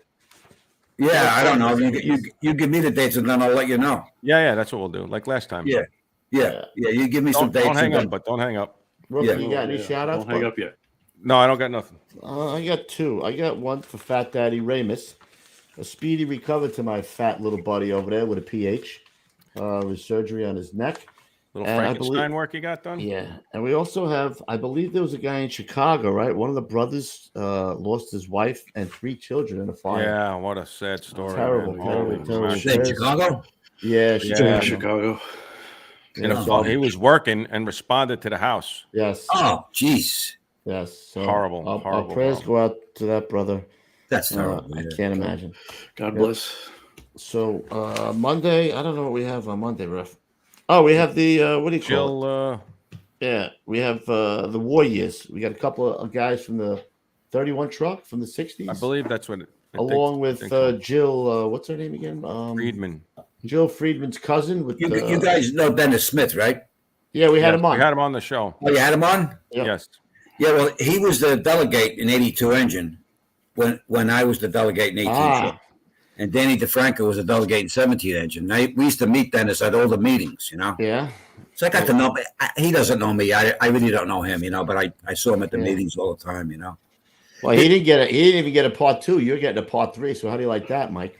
Listen, that's fabulous. I just I have to make sure that the next one we get everything in the next one. I don't know about that either. Listen, the way you're going, we said, I talked to you like, yeah, we're going to start at 77. All right, good. We had an hour and 20 minutes. We were back at 68. Are we still on? Yeah, we're still on. Don't say nothing dirty or nothing, No, but I want to tell you this. I mentioned this guy, Danny DeFranco, a lot, right? Yes. I mentioned him a lot. Okay. Here's what they did. The Union, he became the sergeant at arms in the UFA. Mm-hmm. Okay. And then Danny sadly died, right? I don't know when he died, but he died too young, way before he should have. And they named the building, the UFA bought a building on 23rd Street and Madison Avenue as their headquarters, Union headquarters. Danny always pushed for the Union to get their own building. They were always paying these rents and all this other crap. And they dedicated that building to him. That's named after him, the Danny DeFranco building or whatever. I just wanted to get that in because I know his wife, Pat, who's another wonderful person that I know for many, many years, beautiful family, the Franco family. I came over with Kenny. I think I told you that last time. Oh, that's right. Yeah, Kenny. Yeah, he told me he just retired. I can't believe it. Yeah. And I told my wife, I said, how old am I? I said, Kenny retired from the job. Jesus Christmas. Well, we got you. We're lucky to get you. You're a young pup. Sure, absolutely. We got him. I don't know how the hell you remember all this shit. I can't remember what I did yesterday. Can't remember what I had for breakfast this morning. I have a lot of notes. I got a lot of notes. But no, I've been writing. I write a lot. I wrote a lot of this stuff. And that's one way to do it is to write it down. Yeah, no doubt. It's one of the ways I got out of that thing with Selleck. I was lost when Selleck got killed. Yeah. And if it wasn't for Hanahan, who was on the roof with me, if it wasn't for him telling me, why don't you try writing about it? Because I couldn't even talk about it. I was like, I would choke up and start crying and all this other shit. Once I started writing, I got it all out, and I learned from that, and I kept on doing it. I kept on writing about everything. Like that freaking elevator thing, that elevator fire where the fire came into the elevator. Yeah. I mean, that like, holy shit, I just almost got killed. I'm on the job a couple of years and something like that happens. But you know what we did? We buried everything. We just pushed it down, keep pushing it down. Yeah. So you could be able to do something when you went out the door, you thought you were ready to do the next challenge, and shit like that. Well, I'm glad we got you tonight, buddy, and I'm glad we're going to have you on for a third one. I enjoy these. I really enjoy these. He's as real as it gets, is he not? If you guys enjoy it, that's the whole thing. I do very much. I'm telling you right now, there's a lot of people enjoying it. I'm telling you. Yeah, well, I hope so. You get a chance to read the chat, man. They're loving you up big time. So they want more. Very good. All right, Ruff. So other than that, we'll see you on Monday for our Warriors episode. So you doing Thursday? We got Thursday. You're going to send me the dates, right? Oh, we have the volleys. Well, don't hang up, Mike. We're at the end. We'll discuss that. All right. Yeah, we got the volleys in the city. There's still volley companies in New York City. We're going to be talking about that with a historian on volley companies. There's a volley company on Staten Island. Yep. We're going to have a guy on who knows all about that. So it should be interesting. Richmond Engine, I think. Yeah. Cool. Yeah. All right. That's it. That's all we got until we see you. Oh, well, Gonzo has to do our takeout again. I almost effed it up. No, I know it's been a long night. All right, so I'll breeze through this as quick as I can and as smoothly as I can. Oh, you're smooth. All right, guys, if you can find us, so you know where to find us. Excuse me, you can find us on all the players. You can find us on iTunes, Spotify, iHeartRadio. If you're tuning in with us tonight, you found us on YouTube.com/Getting Salty Experience. And if you're here tonight, please like and subscribe and share. Please, we're doing good. I think we're over 100 likes tonight, which is great. And thank you to everybody in the Salty chat tonight as well, and super chat, that is, rather. We appreciate every bit of the support that you guys can give us. And if you catch the show after hours and you want to hit us up in the super thanks, same thing. We'll appreciate all the support you guys give. You can also find us on Instagram. Lou does some great stuff on there at Salty Dog Inc., excuse me. And you can also find us on LinkedIn. And you have us on TikTok at Getting Salty Experience. Oh, cow. Yeah, we're all over the place right now. Yeah, we're blowing up. We're spamming the shit out of them, Mike. Yes. You can find us on LinkedIn as well. Shit. Getting Salty Apparel Inc. and Company. We're on Facebook as well. When it's not run by us, but it's run by some of our great fans. One of our great fans who keeps the conversation going. 60,000 or something. 60,000. I wouldn't be surprised. It was 57 a couple weeks ago. Wow. All right, and if you need some good merchandise, go to gettingsaltyapparel.com. And if you want to, advertise on the show, please do so. Send us an email, gettingsaltyads@gmail.com. If you have any questions, hit us up at gettingsaltyexperience@gmail.com. If you want to get a guest on the show, hit us up, but please give us the details. We can't do anything with, we should get Tom, Dick, and Harry on the show. We can't do anything, but we need the details. And finally, if we need some good emails or some good information for the Cockloafs and Cocktails, it's going to go to coobspodcast@gmail.com. We want your firehouse photos, your rigs photos, your tables, your fire video cams. We're still doing that. Your tattoos, mustaches. And I have a little different segment if Coobs, if you guys don't mind, if we have somebody that wants to go ahead and they have an antique fire truck that's from FDNY, if they can give us a little bit of history on it, that might be good. Maybe we'll showcase it. We'll go ahead and do that. And that's really all that we have. Excellent. Once again, nice job, Mr. Barone, I enjoy your company when you're on the show. It's hilarious. I do enjoy it. I can listen to the stories all night. I could listen. Yep. Thank you, and thanks for you will be letting me be part of this. Yeah. It's our honor. Believe me. Thank you guys for being there. You will be the first repeat that we've had on, my friend. Yeah. Don't hang up, though. Don't hang up. Don't hang up. All right, guys. We will see you on Thursday. Until then, stay low and go. All right, everybody. Have a good night. We'll see you at the big one. All right, everybody. Stay safe. Have a good night.